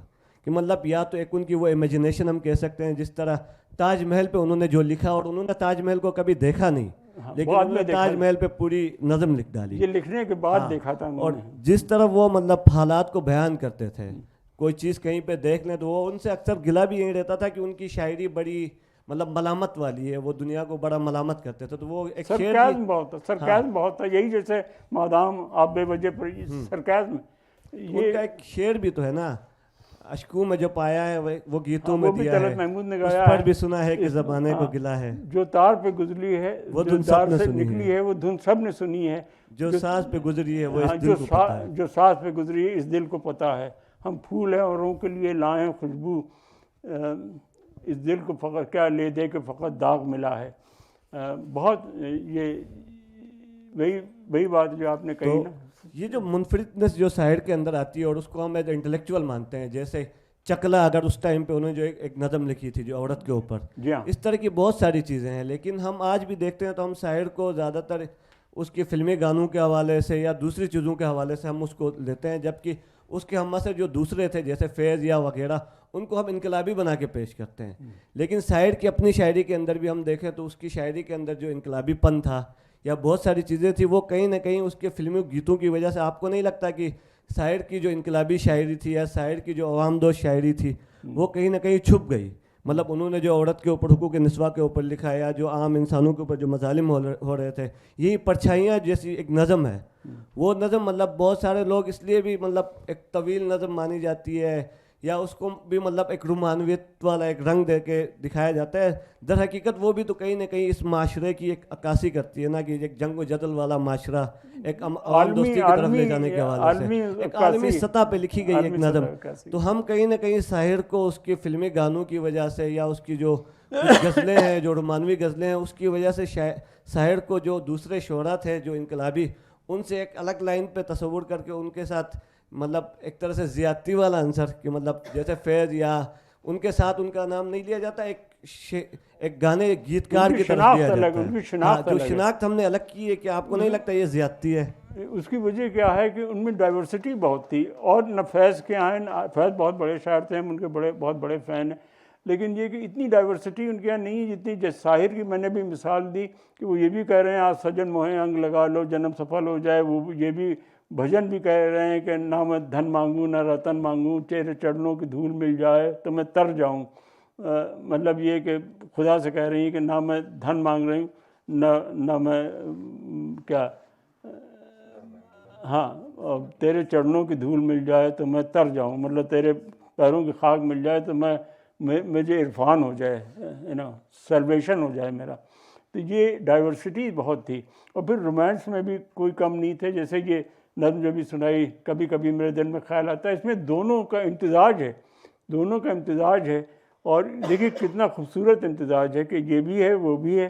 اور پھر یہ کہ آدمی ایک تذبذب میں پہنچ جاتا ہے کہ میں ادھر جاؤں یا ادھر جاؤں, کیا کروں. پھر کہتے ہیں کہ نہیں وہ دکھ اپنی جگہ پہ ہے لیکن حسن اپنی جگہ پہ ہے اس میں. تو وہ انہوں نے عشق بھی بہت کیے تھے, یہ سدھا ملہوترا سے اور حاجرہ مسرور سے, امریتا پریتم سے تو ان کے خط و کتابت بہت اچھی ہوئی. حاجرہ مسرور سے تو ان کے انگیجمنٹ بھی ہو گیا تھا ان کا. جو میرے 2 سوال ہیں. پہلا سوال جو ہے یہ لنڈن میں میرے ایک فرینڈ آپ سے پوچھ رہے ہیں, اور وہ یہ ہے کہ ساحر صاحب ہمیشہ سفید کپڑے کیوں پہنتے تھے؟ سفید کپڑے ہمیشہ تو نہیں پہنتے تھے. اچھا، تو یہ جواب ہے کہ یہ غلط افواہ ہے کہ وہ سفید کپڑے. وہ واحد شاعر مجھے بمبئی میں لگے جو کہ سوٹ بھی پہنتے تھے، ٹائی بھی لگاتے تھے. اور وہ ان کے بارے میں یہ تھا کہ وہ بڑی دیر لگاتے تھے تیار ہونے میں، کمبینیشن دیکھتے رہتے تھے کہ کچھ ہمارے مشترکہ دوست تھے، رشتہ دار تھے جو ان کے بہت قریب تھے ساحر کے، تو اکثر ہم لوگ جاتے تھے، وہی پرچھائیاں جاتے تھے. تو ان کے بارے میں بڑا مشہور تھا کہ دیر اس لیے لگ رہی کہ وہ کمبینیشن دیکھ رہے ہیں کہ یہ قمیص کے ساتھ کون سی ٹائی میچ کرے گی، اور پلنگ کے اوپر سب قمیصیں بکھری ہوئی ہیں. اور تو وہ واحد شاعر میں نے دیکھا جو اتنے کانشیس تھے وہ، اور یہ کہ ان چیزوں کا بڑا خیال رکھتے تھے ہر لحاظ سے. اور ٹائی لگاتے تھے، ورنہ کوئی شاعر وغیرہ وہاں اس زمانے میں ٹائی نہیں لگاتا تھا. میرا جو سوال ہے وہ تھوڑا سا اس سے مختلف ہے. جی، آپ نے پرچھائیاں پڑھی اور آپ اس میں کہا کہ یہ جو شاعر ہے اس کو اپنا زمانہ یاد آ رہا ہے. تو شاعروں کا جو ہم کلام پڑھتے ہیں وہ کہاں تک بیسڈ آن ایموشن ہوتا ہے اور کہاں تک بیسڈ آن دیئر انٹلیکٹ ہوتا ہے، to rhyme things and to present new ideas in a poetic way. کیونکہ یہ ایک عام سی بات ہے کہ اگر ہم کچھ پڑھتے ہیں تو ہم سمجھتے ہیں کہ یہ شاعر کی ایموشنل حالت ہے جو وہ بیان کر رہا ہے. لیکن غالب نے جس طرح انٹلیکچوئل بہت سارے کانسیپٹس ہیں جن کا ان کی ایموشن سے کوئی تعلق نہیں تھا جو انہوں نے لکھے ہیں. دیکھیے بی بی، ایسا ہے کہ یہ سب چیزوں کا کمبینیشن ہے کہ شاعر کا اپنا تجربہ بھی ہوتا ہے، پڑھتا بھی ہے کہ I am the sum total of every one that I have met in life. مطلب ہم ان سارے لوگوں کا مجموعہ ہے جن سے ہم زندگی میں ملے. زندگی میں ملنے کا مطلب نہیں کہ ہاتھ ملایا، بلکہ ان کی کہانی پڑھی، ان کا کلام پڑھا، ان کی فلمیں دیکھیں، تو ان سب لوگوں کا کمبینیشن ہوتا. اور یہ کہ اس کے بعد ان کی اپنی تھنکنگ ہوتی ہے. یہی ٹیلنٹ ہوتا ہے، یہی اسکلس ہوتی ہیں کہ جن کو وہ بروئے کار لا کے اپنا فن جو ہے اس کو اجاگر کرتے ہیں. تو یہ ساری چیزیں ہوتی ہیں. اپنا تجربہ بھی ہوتا ہے، اپنا مشن ہوتا ہے. جیسے ساحر کا مشن تھا ایک، یہ غربت کے خلاف لڑنا اور جنگ کے خلاف لڑنا، اور جو بھی ان کا ایک مشن تھا زندگی کا، تو اس کو وہ لاتے تھے، سامنے لاتے تھے اور اس کی نمائندگی کرتے تھے. Thank you. شروع میں ان کی ساحر صاحب کی جو شاعری تھی شروع کی، وہ زیادہ غربت اور اس کے اوپر تھی. جی جی. اور ظلم، کیونکہ انہوں نے دیکھا تھا کہ ان کی والدہ کے ساتھ بڑا ظلم کیا گیا تھا، اس پر ہی وہ چلے گئے تھے. اور والدہ کے ساتھ پھر جب یہاں لاہور آ گئے تھے، اور پھر لاہور سے پارٹیشن سے پہلے ہی بامبے چلے گئے، اور وہ ان کی والدہ ان کے ساتھ رہتی تھیں، اور وہ ہر وقت ان کے لیے وہ ان کو سب سے زیادہ ٹائم دیتے تھے، اور ان کی ہر بات کو مانتے تھے، ہر بات بتاتے تھے، اور ہر بات ان کو بتاتے تھے.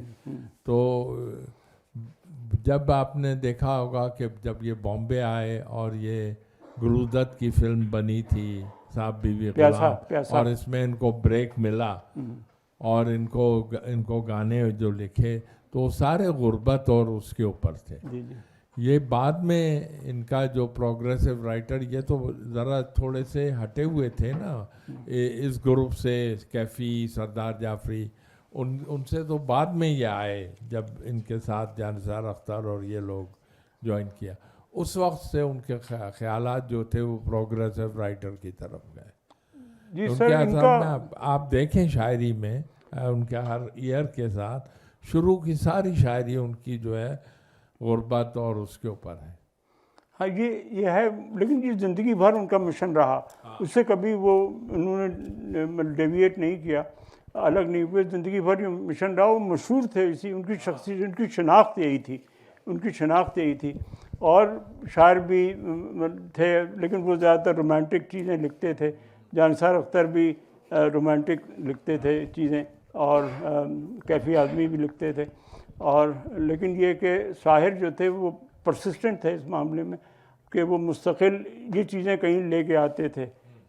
اس طرح کے مسائل جو تھے سوسائٹی کے، یا یہ کہ جو پسماندہ طبقے کی نمائندگی تھی نا، اس کو وہ لاتے تھے سامنے مستقل طور سے تھرو آؤٹ. جی. اور یہ کہ among all these شاعر، جی ساحر صاحب was most successful in film industry. بہت ایک زمانہ تھا کوئی اور شاعر نہیں ہوا، نہ کیفی صاحب ہوئے، نہ جانثار اختر ہوئے. یہ ایسے ڈسکشن ہو رہی تھی میری جاوید سے، تو وہ کہہ رہے تھے کہ اصل میں جانثار اختر صاحب کو अपने को बेचना नहीं आता था। अच्छी शायरी करते थे, बहुत उम्दा शायरी की उन्होंने, लेकिन फिल्मों में वो डोमिनेट इसलिए नहीं हो। ये साहिर ने कब बेचा अपने आप? साहिर का तो बहुत दिमाग खराब थे, वो कभी बेचते ही नहीं थे अपने, मतलब वो तो ज़रा इतने खुददार आदमी थे कि ज़रा सा कोई कहते कि इस गाने को आप, इसको मैं बताऊं आपको, अब देखिए ये जो उनकी कव्वाली है कि ना तो कारवां की तलाश है, ना तो हम सफ़र की तलाश है, मेरे शौक़ खाना ख़राब को तेरी रहगुज़र की तलाश है। अच्छा, शौक़ खाना ख़राब को इंडिया में, जिसमें कि 99% लोगों को नहीं मालूम कि खाना ख़राब क्या है, बल्कि यहाँ भी नहीं। आप लोगों को मालूम है खाना ख़राब के क्या माने? नहीं खाना से घर, हम तो घर खराब ही कहते हैं। घर खराब करने वाला दिल जो है ना, तो खाना ख़राब को तेरी रहगुज़र की तलाश है। तब वो उनसे कहा गया बहुत कि ये खाना ख़राब निकालें आप, ये किसकी समझ में आएगा? कह ले नहीं, वो इतने आसान शेर हैं, अल्फाज हैं, उसमें ये चल जाएगा। लेकिन जब बहुत इसरार किया तो उनका मैं नहीं निकालूंगा, आप गाना वापस कर दें, मैं नहीं करूँगा। उर्दू के लिए आप यकीन करें कि बरसात की रात फिल्म से पहले सारे गानों को, सारी फिल्मों को हिंदी का सर्टिफिकेट मिलता था। वो सेंसर सर्टिफिकेट आता है ना शुरू में, उसमें लैंग्वेज ऑफ द फिल्म जो होती थी हिंदी होती थी।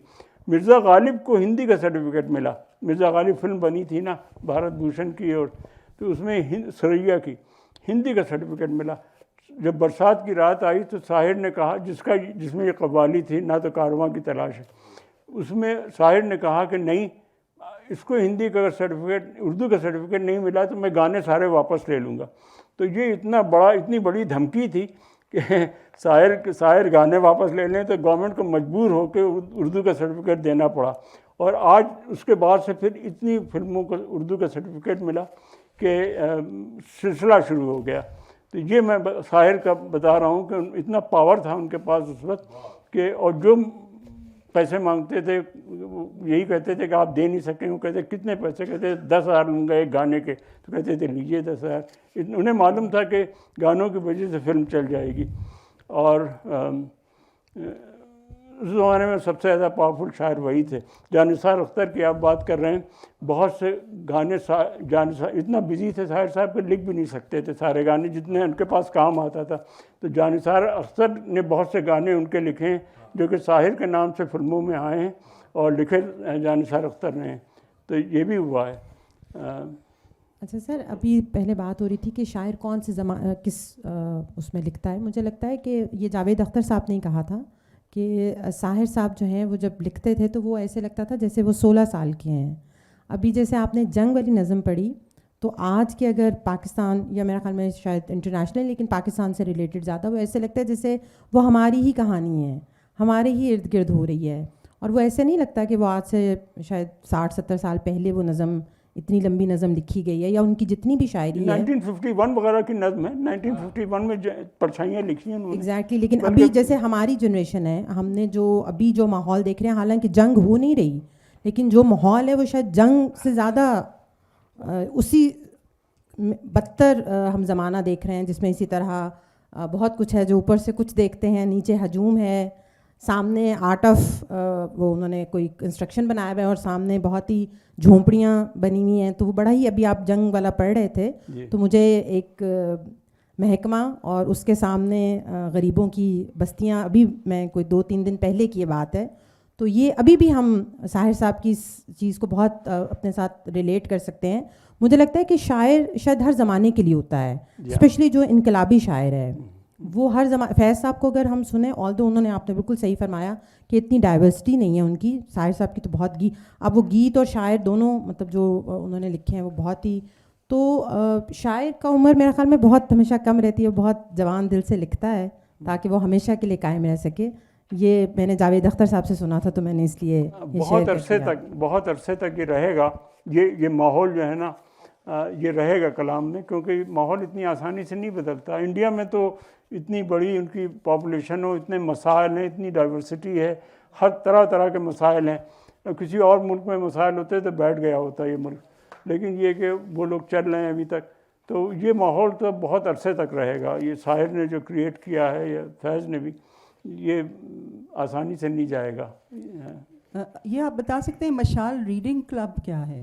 मशाल मशल रीडिंग क्लब ये क्या है जिसने ये तो इनसे पूछे हैं. अच्छा ओके ओके ये नाम रखा है एक रीडिंग क्लब का ना, उसे मतलब लाइट दिखाने वाला, मशल जो होती है लाइट दिखाती है ना, तो ये हाँ, तो वो रीडिंग क्लब उसका नाम रखा है, मशल मतलब लाइट दिखाती है. बिल्कुल, आप इसके इंचार्ज हैं, आप बताइए. द ब्लैक होल जो है ये मशल बुक्स का प्रोजेक्ट है, और मशल बुक्स जो है ये एक इकबाल अहमद का ये कायम किया हुआ था. नहीं, ये उनका नहीं है. मशल बुक्स जो है वो मुख्तलिफ़ मौज़ूआत के ऊपर बैरूनी किताबें जो है, गैर मुल्की किताबें, उनके तराजुम शाया करता है. वो तराजुम जो हमारे लोगों को पढ़ने चाहिए, क्योंकि ज़ाहिर ज़ुबान का फ़र्क है, तो हम उर्दू में उसके तर्जमे मशल बुक्स के तहत शाया होती हैं. 88-89 से ये मुतवातर किताबें शाया कर रहे हैं. करीबन 250 टाइटल्स इसके शाया हो चुके हैं. कई टाइटल्स अभी आने हैं.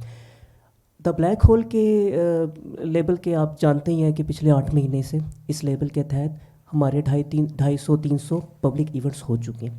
तो हमने सोचा कि जब हम ये उन मुशाहिर के बारे में बात करें जिनका हमारे अपने समाज में भी और ये पूरे बरे सग़ीर में भी एक उनका रोल है, अदब के हवाले से या किताब बीनी के हवाले से या इल्म व हुनर के हवाले से, तो उनके लिए हमने, जिस तरह हमारे मुख्तलिफ़ सिलसिले चल रहे हैं, बात से बात, बज़्म तारीख़ व अदब, साइंस क्लब, तो हमने सोचा कि एक रीडिंग क्लब भी होना चाहिए. तो उसके लिए फिर हमने सोचा कि क्यों ना वो मशल रीडिंग क्लब हो. मशल वैसे भी रोशनी का इस्तार है, तो और किताबें और ये जितनी हम जिन मौज़ूआत पे गुफ्तगू कर रहे हैं वो ज़ाहिर है कि मीनार-ए-नूर है हमारे लिए. ये मैंने एक बेरब से गुफ्तगू